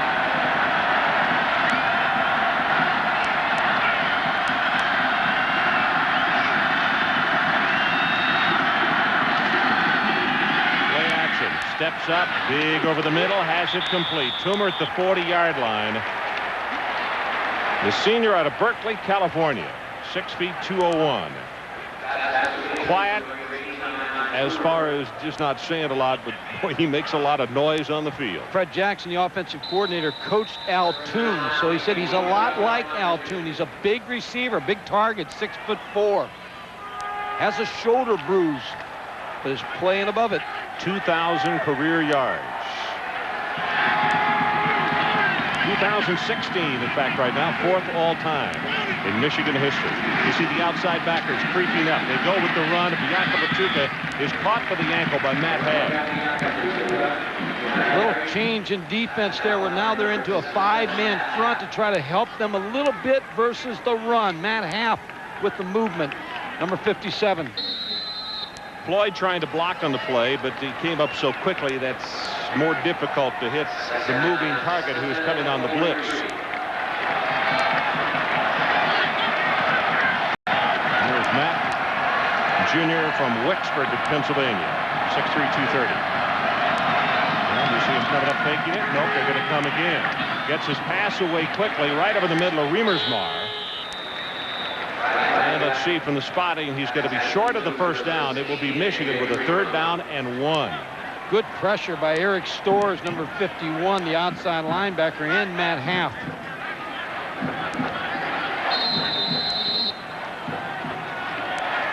Good pressure on the corner. Scott Dreisbach sees the pressure. Good protection. Good throw. Ed Davis, the backup tailback in the game.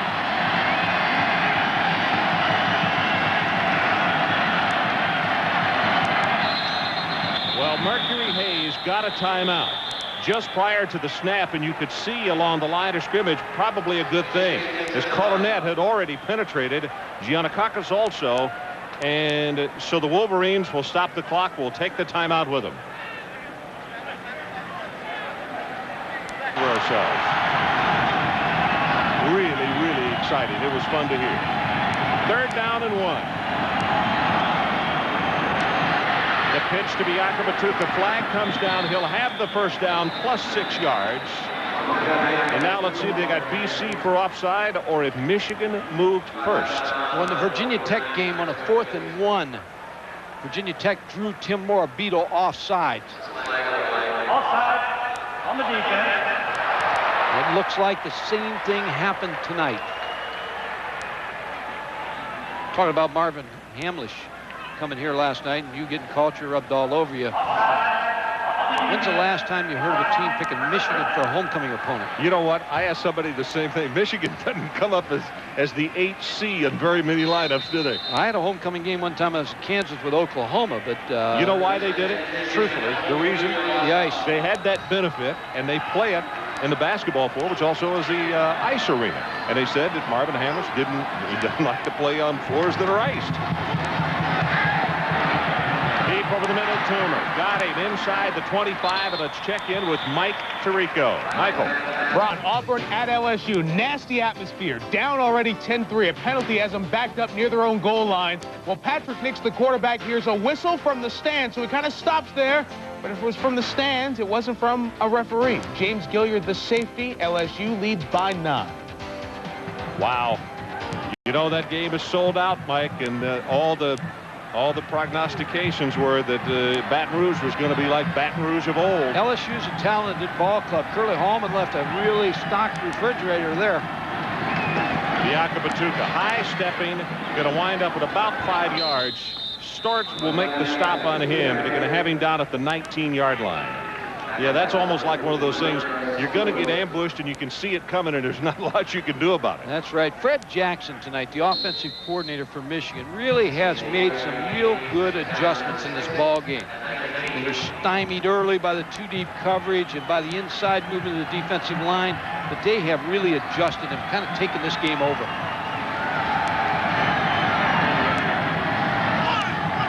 See those outside backers creeping up. Gets by, and he's got open field at the 15 and down to the 12, and that's going to be enough for the Michigan first down. Half with a strong pass rush, and Dreisbach got by everybody. Well, you work your quarterback. Scott Drystack may be only 19 years old and only 3 games, but he's smart. There's Matt Half coming in. He moves, steps into the pocket, then sees a little crease, and then gets up the field. Bobby Edmonds makes the tackle, number 41, but a good, smart, heady play by the sophomore quarterback. Here's an injury report. Brian May, the middle linebacker, re-injured that right knee. He will not return in tonight's ball game. Batuka. Good defense by BC again as they wrap him up at the line of scrimmage. Giannakakis is there to make the hit on him. Didn't get an opportunity to bounce it outside that time. No, he didn't. Boston College with good play by Joe O'Brien, number 97. You just joined us, 13-6. Michigan leading over Boston College in his closing moments of the third quarter.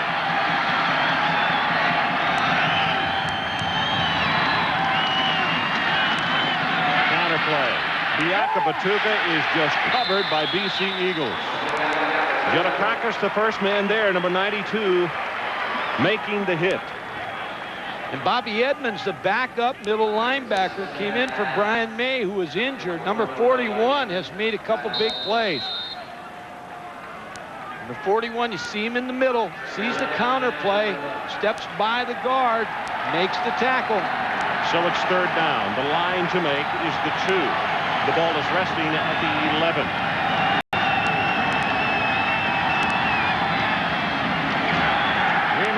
He wants to throw the football, does, and it's well short. Darryl Porter putting the pressure on Riemersma. Well, Riemersma is a former quarterback, 3 years as a quarterback, but that play didn't fool anybody. There wasn't anybody on that Boston College defense that was fooled on this reverse and pass. Darryl Porter, number 44, chased him down, never stopped, and makes the play, forcing the bad throw. Remy Hamilton with an attempt from the 19-yard line. Good already tonight on a couple, 25 and 39.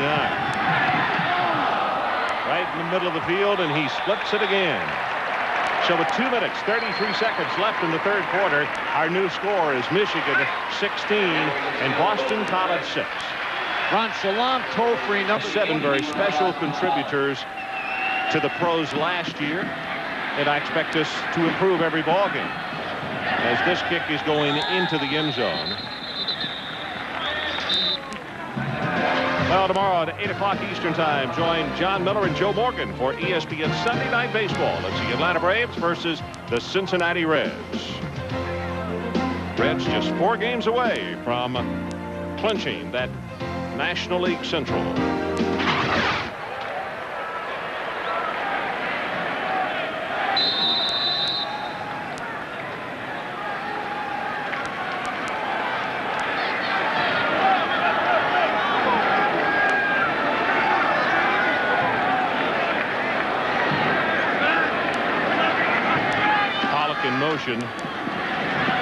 Hartzell swings it out to Smith. Now this is where the speed of that Michigan defense really comes into play. They wind up with a gain of about 4.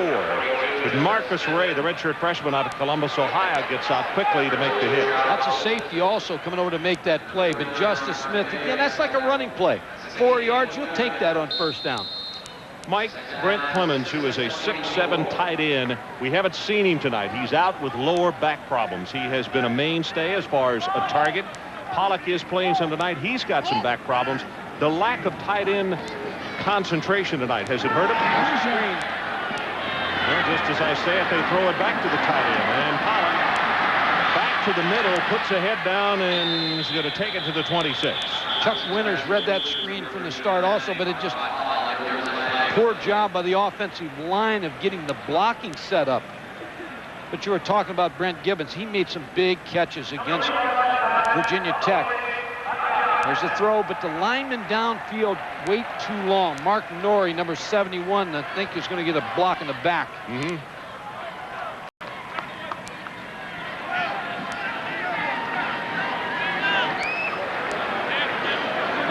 BC, though, has not thrown as much to the tight ends tonight as they normally do. Illegal block in the back, above the waist, by the offense, half the distance from the spot of the foul, Replay, second down. Penalties have hurt him also. Inside, he's 0 for 2, and again, against Michigan, he's not had the kind of night that you'd expect him to have, but he's been under pressure. He hasn't been sacked, but he's been getting hit a lot.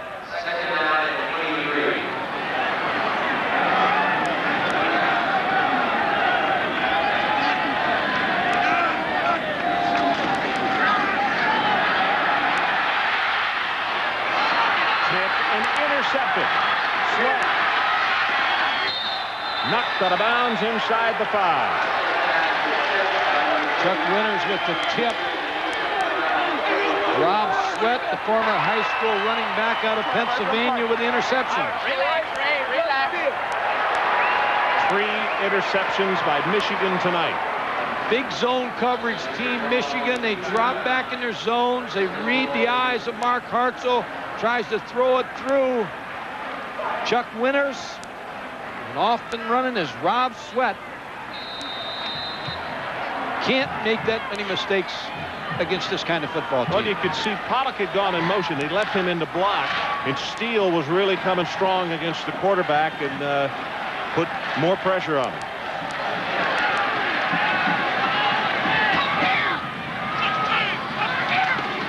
That's Davis to the right side. He'll be stopped at the 1-yard line. Ed Davis, Ron, is a 5th-year senior out of Detroit. He played at Martin Luther King High School for a very good football coach up there, Jim Reynolds, in high school. But I talked to him in Michigan Tuesday, and here he's a backup player, 5th-year role. But he exemplifies the Michigan spirit. He's a team player, and that's what he talked to me about. He said, I'm just so happy for the team, and I just want to be able to give whatever I can give. And with that kind of attitude, you're going to be successful as a coach and a team.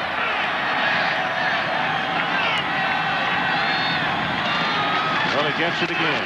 Goes to the right side, and Ed Davis has himself a touchdown. Marinero with a paving block.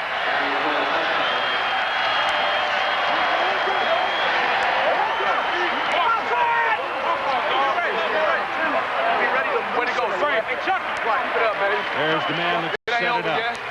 The linebacker who came up with the interception after it was tipped by Winters. Michigan on offense, 9 of the last 12 Wolverine scores have resulted in opponents' turnovers. Well, make that Michigan defense, too, because they've caused those turnovers. Hamilton gets the extra point. So the defense setting up the offense, and the Michigan Wolverines all of a sudden beginning to pull this one away. And let's check in with Mike Tirico. Mike, what do you think? Feely with the kickoff, and it'll be taken back across the 35-yard line. No, I heard what you said. What do we got here on the clock? 38. Okay, 38 seconds left in this third quarter. I have to think that the best thing that can happen to Hartzell and the offense, obviously, if they can come back and get in this ball game, wonderful. But for the remainder of the season, and particularly for the next few weeks, for confidence sake, he needs a good drive right here. He needs to have something good happen to him. Justice Smith irons, bounces off him, and then it's going to be knocked down by Marcus Ray. I like Justice Smith. Now, I'll put that ball in his hands as much as I can, because he's just going to make some things happen for you. Swing it to him, screen him to him, hand it off to him. He's just a good, solid back in this offense.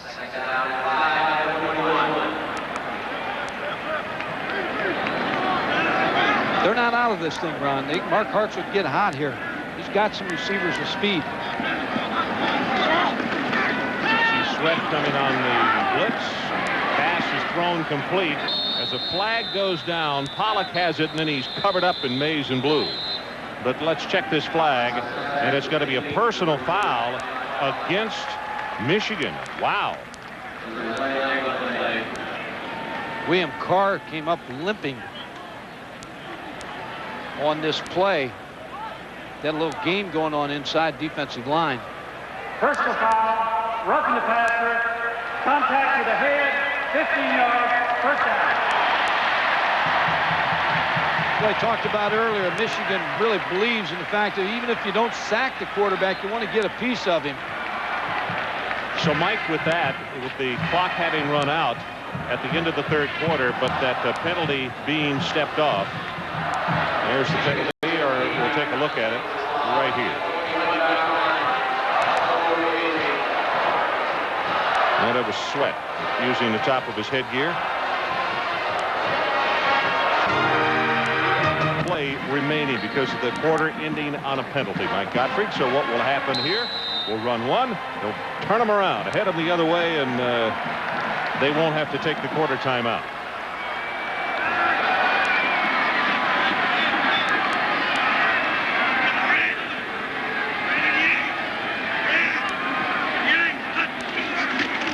Michigan fakes the blitz. They stay at home. Smith, that is a nice job as Irons makes the tackle, catches him from behind, and now here is going to be a holding call against Boston College. They're going to catch Mark Norrie, number 71, against Trent Zinkowitz, number 76, who got some penetration.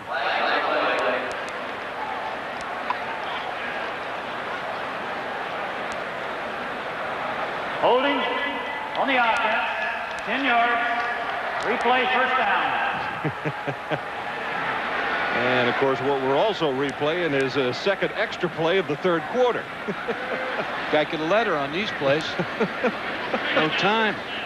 So, again, we repeat, the third quarter is run out, but accepted penalties will not end the quarter. So, first it was against Michigan, personal foul, and now we have holding against Boston College. So they'll do it this time from the BC 48-yard line. BC's hurt themselves so many times tonight with good field position.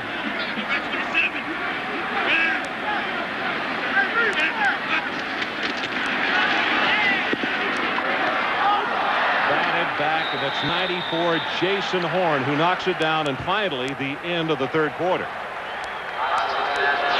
It's been tight if they win that football game. I have a feeling, don't you, Mike Gottfried? It'll be tough in the state. Michigan in field position. They've really flip-flopped this thing, haven't they? It's been a completely turnaround in the half. Boston College just has not been able to take advantage. By the way, Maryland trying to go 3-0. Boy, what a start that would be. And their regular quarterback still won't be back for weeks. Well, I'm not sure they're going to need him when he gets back. I mean, if you go 3-0, I mean, you get a hard time getting back in there. We'll have him on a Thursday night game versus Georgia Tech. Lamari Walker, the lone setback this time. Pressure up the middle. It's Horn, and he'll sack him. Back at the 36-yard line.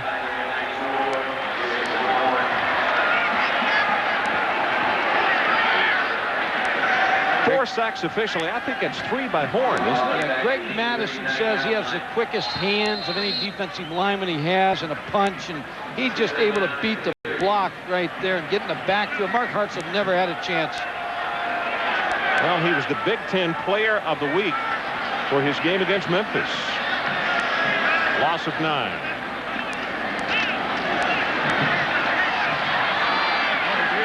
Got this one, Kenyatta Walker. Watson, I mean. Has it right in front of the Michigan bench, out of bounds at the 47. Winters with the cover. And now let's see. It's going to be a fourth down. And, of course, they needed to get all the way to the 31-yard line. They just were determined to go backwards on that series. They'll force the punt. Toomer back deep. Checking his players along the line as you look at Jason Malecki, a freshman from Springfield, Virginia.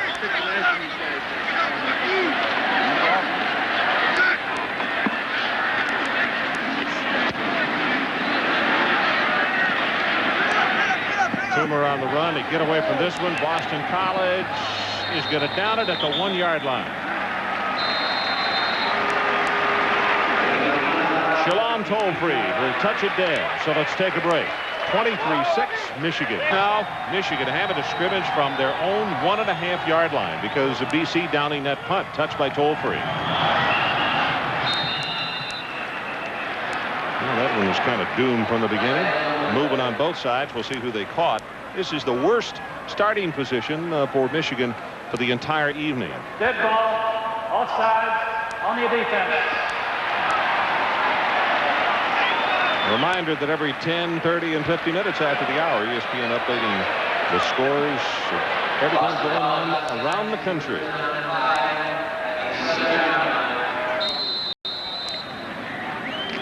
Virginia out of the gate. Boy, Mike, I liked him. Good, solid. George Welch has done a really good job there, hasn't he? Really has. He's got a good football team. 5 yards penalty makes it 1st and 5. Counterplay, Biaka Batuka hit behind the line. Giannakakis has really played well the last quarter and a half. We've called number 92 a lot.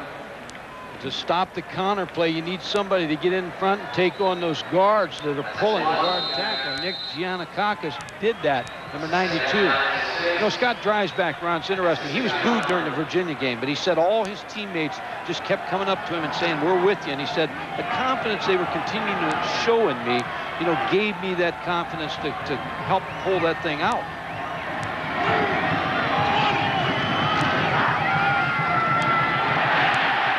Batuka hit hard by Bobby Edmonds and Stores, and they almost dropped him for a safety. It's a pretty good play by the freshman Edmonds, number 41, who came into the game with the injury to Brian May. Penetration again on that play, able to take him back to the 2-yard line. The difficult thing here for Michigan is, if nothing else, if they could just get about 4 yards, it would make it a situation where DeLong would have 15 yards to stand back and get the snap. Otherwise, they're going to have a very short punt formation if they don't pick up anything here. You've got a problem with the time clock here with 6 seconds to go. And now Michigan, not wanting to make a mistake this deep in their own territory, calls a timeout. So we'll take it with them. 10-12 left in the ball, their offensive team. As the entire group comes over, they will not go into the huddle call to play. It's already been called on the sideline, and immediately Payne will go over the football. 3rd down, the line to make is the 12. If you throw the ball, you got a 1-receiver route with Amani Toomer. But they go with the running play, and right up the middle, Floyd breaks it big and will have the Michigan 1st down. Boy, Chris Floyd looked like a trap up the middle. Good call. Chris Floyd's not really a true fullback. He's 6'1", 222. He's more like a halfback playing fullback. Not the I-type blocking fullback. Joe Marinero, number 73. Very fine block. Also Payne, number 52. That quiets the crowd. Well, that's a situation where they think they're gonna have them stop down deep and make them punt, and they cross them up and go with the fullback. Yeah, it was. Biaka Batuka. Oh my goodness, what a hit outside. And number 44, Darrell Porter, came up from that quarterback spot and really laced him. He brought it all with him, all 180 pounds in that 5'9" frame.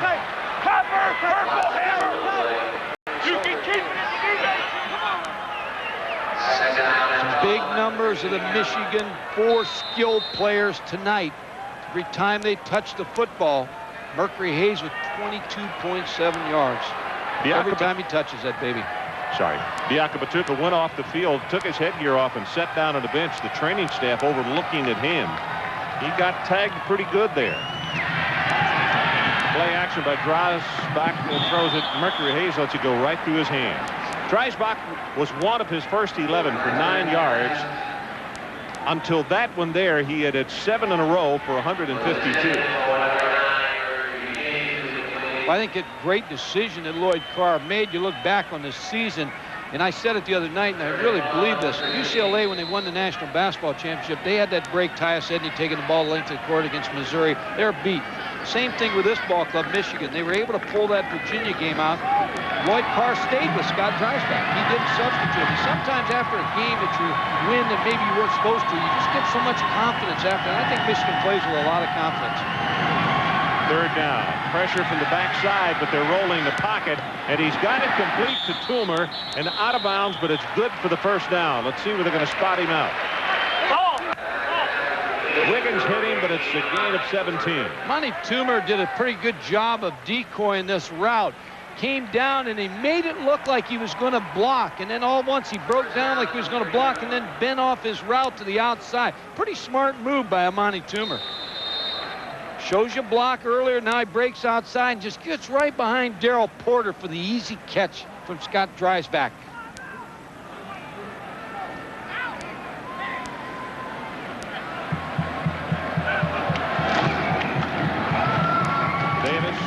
to take it for 4. Let's check in again. Mike Tirico. Ron, this McDonald's breakaway takes us back to Baton Rouge. Remember Jamie Howard, 6 INTs against Auburn last year? Right down by the goal line, Del McGee returns it 65 yards, but Auburn couldn't do anything with it. Tigers have the ball back approaching the half. They lead the Tigers by 9.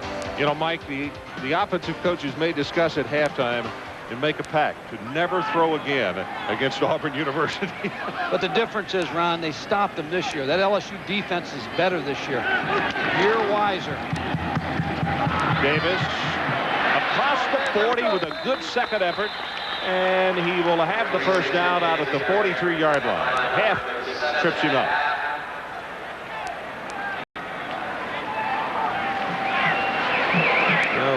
Pete Kendall on the sideline, looking up at the clock, and that clock is ticking away. 10:42 now, 10:41. Michigan leading this one 23-6.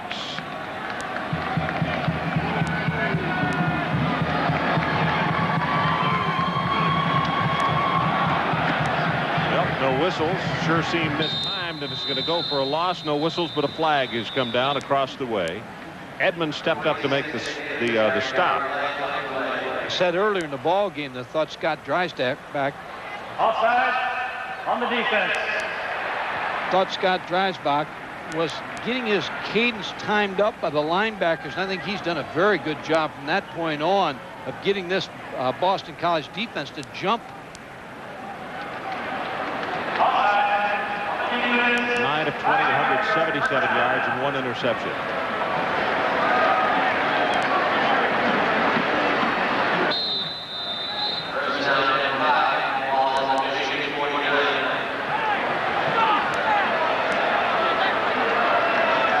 The other point I was going to make a moment ago, though, about that Auburn-LSU game is Tigers need at least a field goal. You need some kind of points because that Auburn team with Davis and company very capable. Davis, the ball is loose. Boston College has recovered, and that's Colomet. Stalin Colomet, number 99, the junior from the Bronx. Good and hit. it was Half who knocked him I out. was going to say, good hit by Matt Half. Stalin Colomet with a recovery. Now Boston College offense, and Mark Hartzell has to get some points on that board. 9 minutes and 56 seconds left in the ball game. Ed Davis with a pretty good, you see he's got the ball with 2 hands and then takes it off at the helmet of Matt Half, and Eric Storrs, number 51, may have caused that fumble. Storrs got a hand in there and just knocked it loose. He sure did.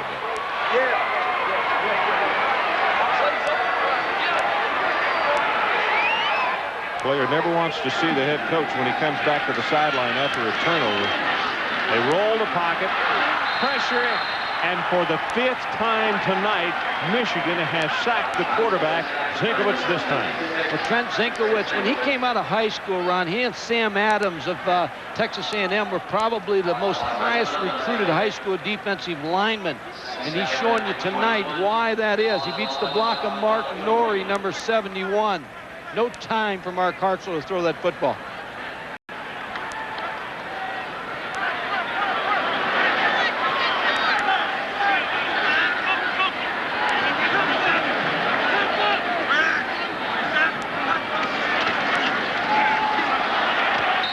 Smith, and boy, the boos really come out here at Boston College. Jason Horn makes the tackle.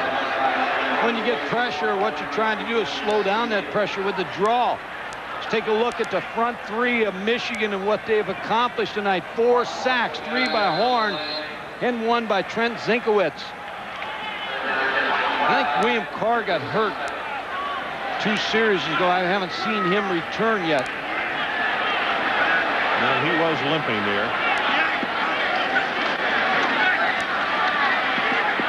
Pass underthrown, incomplete. It's 4th down, and Boston College does not take advantage of it as Pollock, the intended receiver. And Mike, I just asked our stats people, tight ends don't have 1 catch tonight for Boston College, which is really surprising. Well, it's surprising, but remember the best receiving tight end is Brent Gibbons, and he's not playing tonight. Lucky to kick it away. Mercury Hayes this time in a single safety.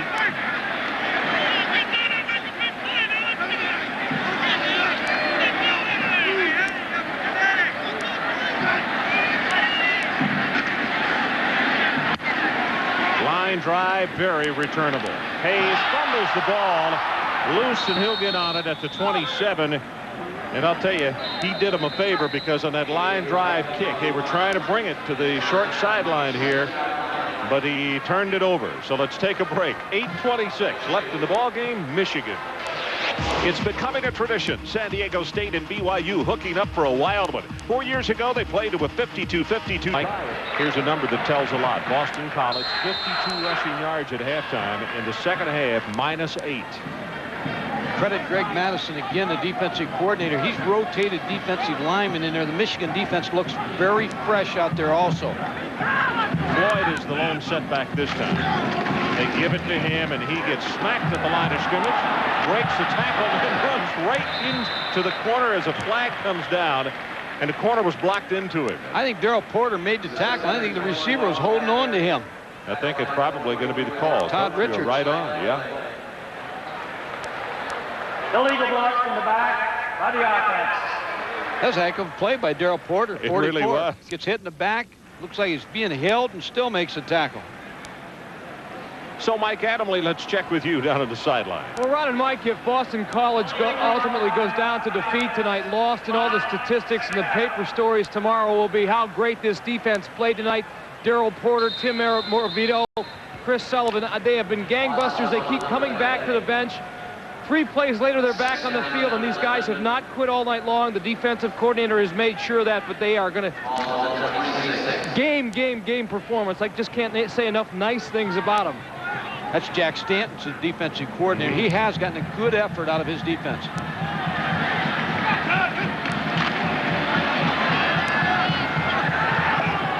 Pass incomplete at the 40-yard line. Toomer was the intended receiver.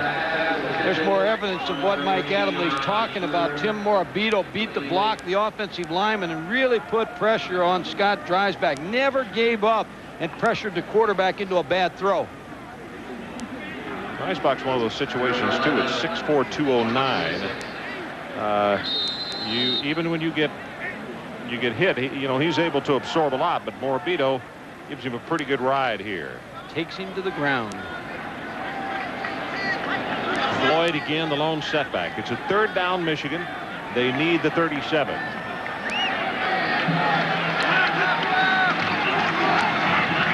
Floyd has 5, has 10, counted off at 13, and it's a 1st down for the Wolverines.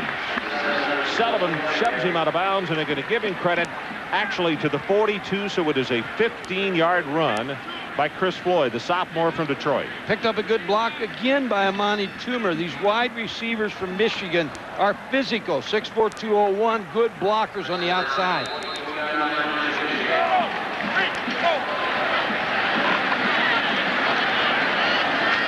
Bringing Ed Davis back in at the tailback position. Remember, he fumbled on that last series, so they'd probably like to get his hands on the ball again. You always like to get it back after you drop it one time to make sure you get back in the coach's good graces. Well, he gets the pitch. Floyd out front trying to block for him, and he's going to be hit with a head-high grab by Storrs. And now here comes a flag in, and I think they got him for a face mask. Holding on the offense. Mike Tirico, let's check back with you. Ron, this could be a big night for the Big Ten, big night and day, as a matter of fact. Wisconsin and Stanford tied at 3, tied at 10, tied at 17, and again at 24 as Mark Butterfield and Greg Camilla connect. Stanford coming back at the Farm. They're all even. You know something? What Lee gave the stat this morning on the show, Wisconsin preseason games, they can't beat the Pac-10. It's like 1 time since like the 1900s. I think it was 1906, he said. I don't know where Lee digs some of those up at. Anyway, I'm not sure that's correct. It's being borne out right there tonight, though, as Stanford coming back on the Farm.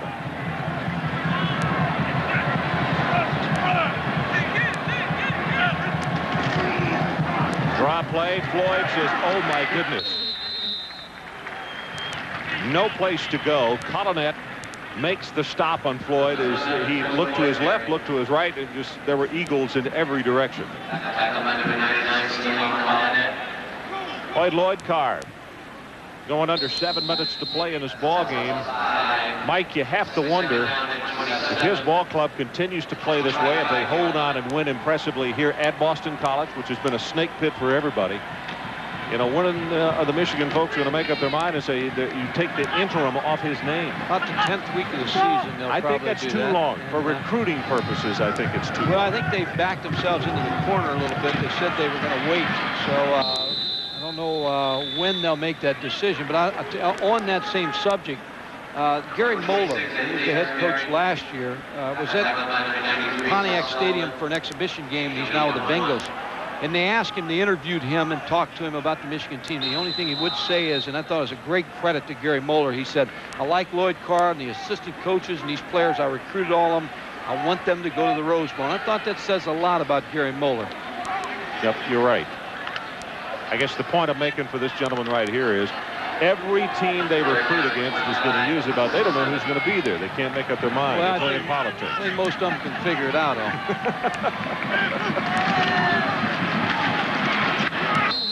Davis for a couple. Mike Adamle, let's go back to you. Well, I think the other interesting story about Lloyd Carr is that he really never lobbied for the job after Gary Moeller was dismissed. All he asked was athletic director Joe Roberson give him an opportunity to stay with the University of Michigan in some capacity as a coach so he could see his son Jason, the quarterback, third-string quarterback, number 13, who's on the field tonight, finish his senior season. So we got a timeout. Thanks, Michael. We have to this back deep to receive this Nate DeLong kick. We saw Nate a lot in the first quarter. We have not seen him much since. Very high kick as Boston College was coming after it. And Michigan will down it at the 33-yard line. And Mike Tirico, back to you.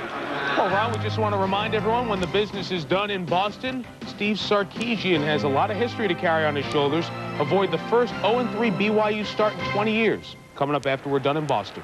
Okay, Sarkisian then. He's a junior college transfer. It'll take him a little while, but sooner or later he's going to heat it up. As Matt Hasselback comes into the ball game as the backup quarterback. And if that's a name that is familiar to folks in this area, his dad played tight end for the New England Patriots. And he's got a brother that's probably one of the top recruits in the Boston area in high school football. Pressure on him. Gets away. Throws it complete to the 42. It's Mike Cloud, the redshirt freshman out of Portsmouth, Rhode Island. And it was William Carr, who's healthy again, who was putting on the pressure. He's back. He's out of Dallas. William Carr, he said that he knew Jimmy King of the Fab Five, and when he made his visit to Michigan, he decided pretty well Texas Tech or Michigan, and that sold him watching that basketball game. He's going to go to Michigan. Watson incomplete. The numbers on Mark tonight. Mark Hartzell, 8 of 20, 75 yards, 3 INTs. It's amazing the crowd is into this for the backup quarterback, as you see so many times. Mark Hartzell's a very good quarterback. Didn't have the kind of game. He credit Michigan with putting a lot of pressure on him tonight. Cloud gets the carry. Gang tackled, but he's going to have the BC first down. Copenhaver defensively is there to make the stop on him. Put a period on this coaching thing in Michigan. And talked to the assistants when I was up there Tuesday, and they all said the same thing. Hey, we always are on a one-year contract anyway. So assistant coaches pretty well know they're a year basis. So they said we're all going to just work hard and let the thing work itself out. Hasselback deep over the middle. There's your tight end. He's got Pollock. Todd Pollock right down the middle against two deep coverage. They lost Pete Mitchell last year, who's now with Jacksonville in the pros. Todd Pollock is playing his position.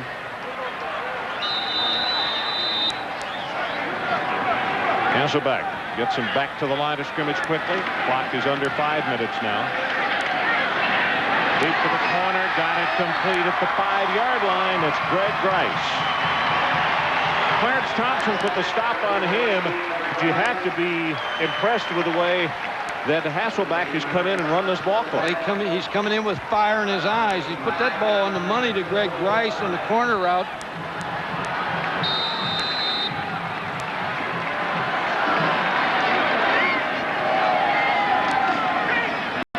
Good protection. Gets it away. Todd Pollock, touchdown. An impressive catch by Todd Pollock. Snatched that ball out of the air from Matt Hasselbeck.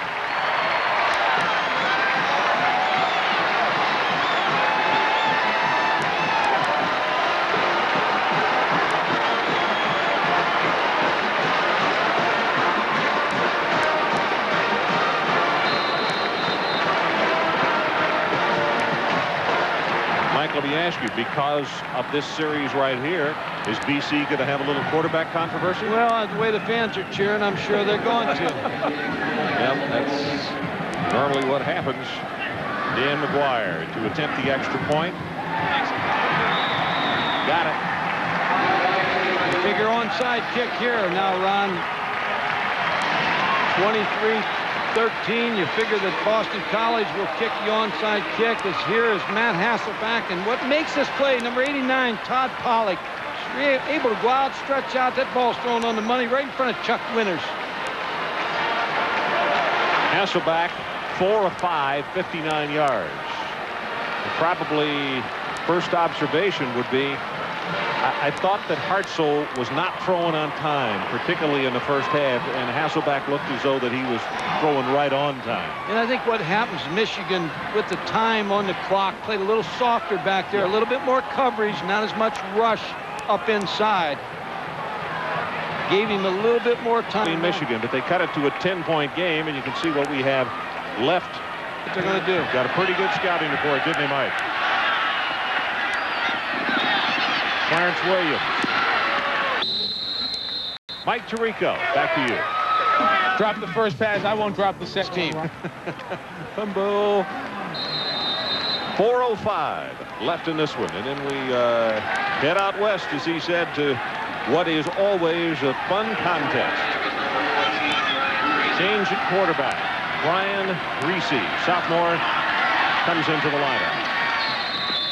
Ron, there are those who, and when I talked to the coaches the other day, they said Brian Greasy, right up until the last moment when Lloyd Carr made the choice, they said he was even. And he really had a great pre-fall camp and very well could have been the starting quarterback in that first game.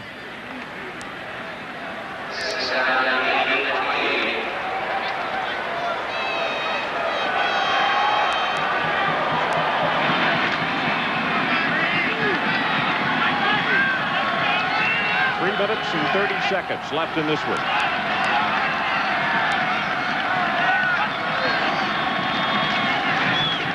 Davis, good heavens, what a hit. Half, Matt Half, the junior out of Wexford, comes up and really blasts him. Dreisbach with some ice on his left hand, I guess he's got it on. The numbers, you see, 9 of 21.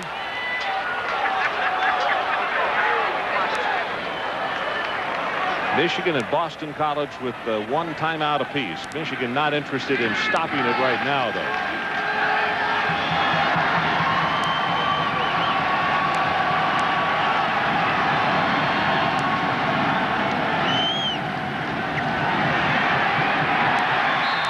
Davis with a carry. You can see him protecting that football all the way.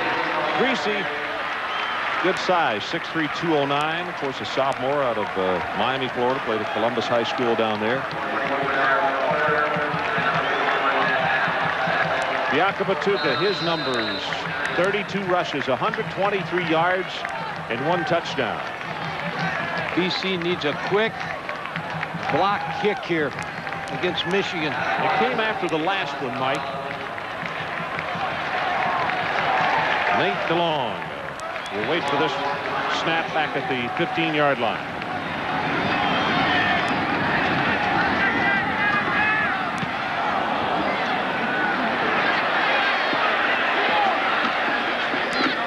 Touched and downed just inside the 40. So we have 1:48 left on the clock with 33 yards on the punt. Coming up next, San Diego State against BYU. Not only always a fun ball game, but fun place to watch one. Beautiful spot as Hasselbeck comes back into the ball game, and the crowd, Mike, you're right. They're trying to get a little controversy going. They're going to get it going. And then expect Jason Horn to get going right here now to number 94. Try to put a little pressure on Matt Hasselbeck.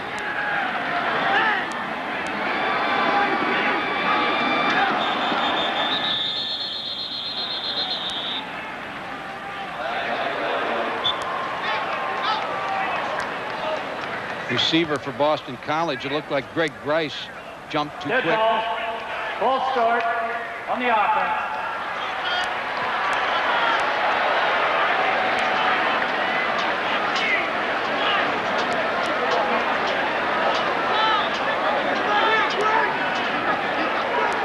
Hasselbeck also a big youngster, as is Hartzell. 6'4", 206 pounds. And they have a third quarterback, Scott Mutrin, out of Cleveland, Ohio. That was a very highly recruited kid that they're trying to redshirt this year.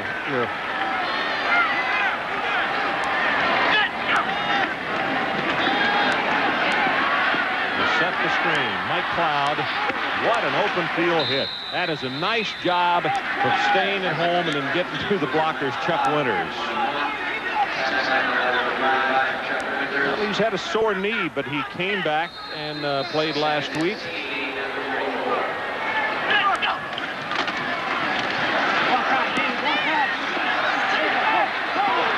They're going to go deep. He's just throwing it away.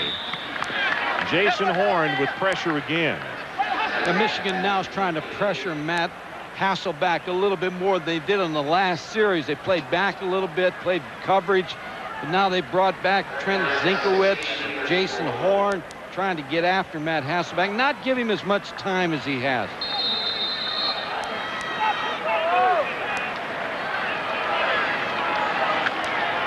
This is an impressive Michigan team. I've been impressed with them. They're one of the best, talent-wise, one of the best 5 teams in the country. Now they've taken a situation here tonight where they had adversity early, particularly in that first quarter, and they've done something with it. There's Hasselbeck, reverses out, throws the interception, and there's Chuck Winters. Still on his feet, breaks the tackle at the 10, 5, and he fumbled it into the end zone. They're going to say he was down at the 3.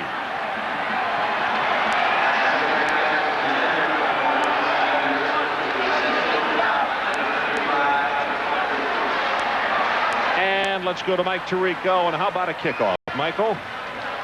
Ron, we have just kicked off. You're looking at a live picture on the right, Provo, Utah, the WAC opener for both San Diego State and BYU.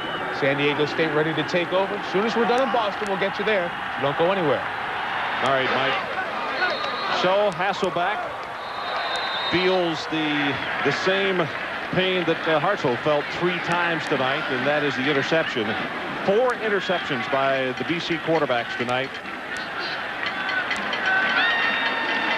Very difficult to play a team as good as Michigan and turn it over that many times.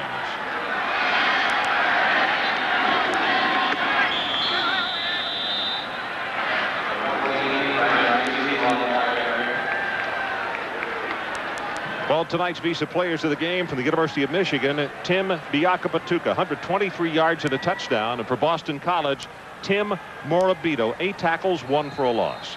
As part of their continuing effort to further the development of amateur athletics, Visa proud to donate $1,000 to each of these universities and $1,000 to the U.S. Olympic team on behalf of these athletes. Michigan is trying to let the clock run down. They're not trying to score another touchdown here. Let's see if Greasy goes down on one knee or if he does take it forward. Up and he'll just go down on one knee, and that should be the final play of the ball game.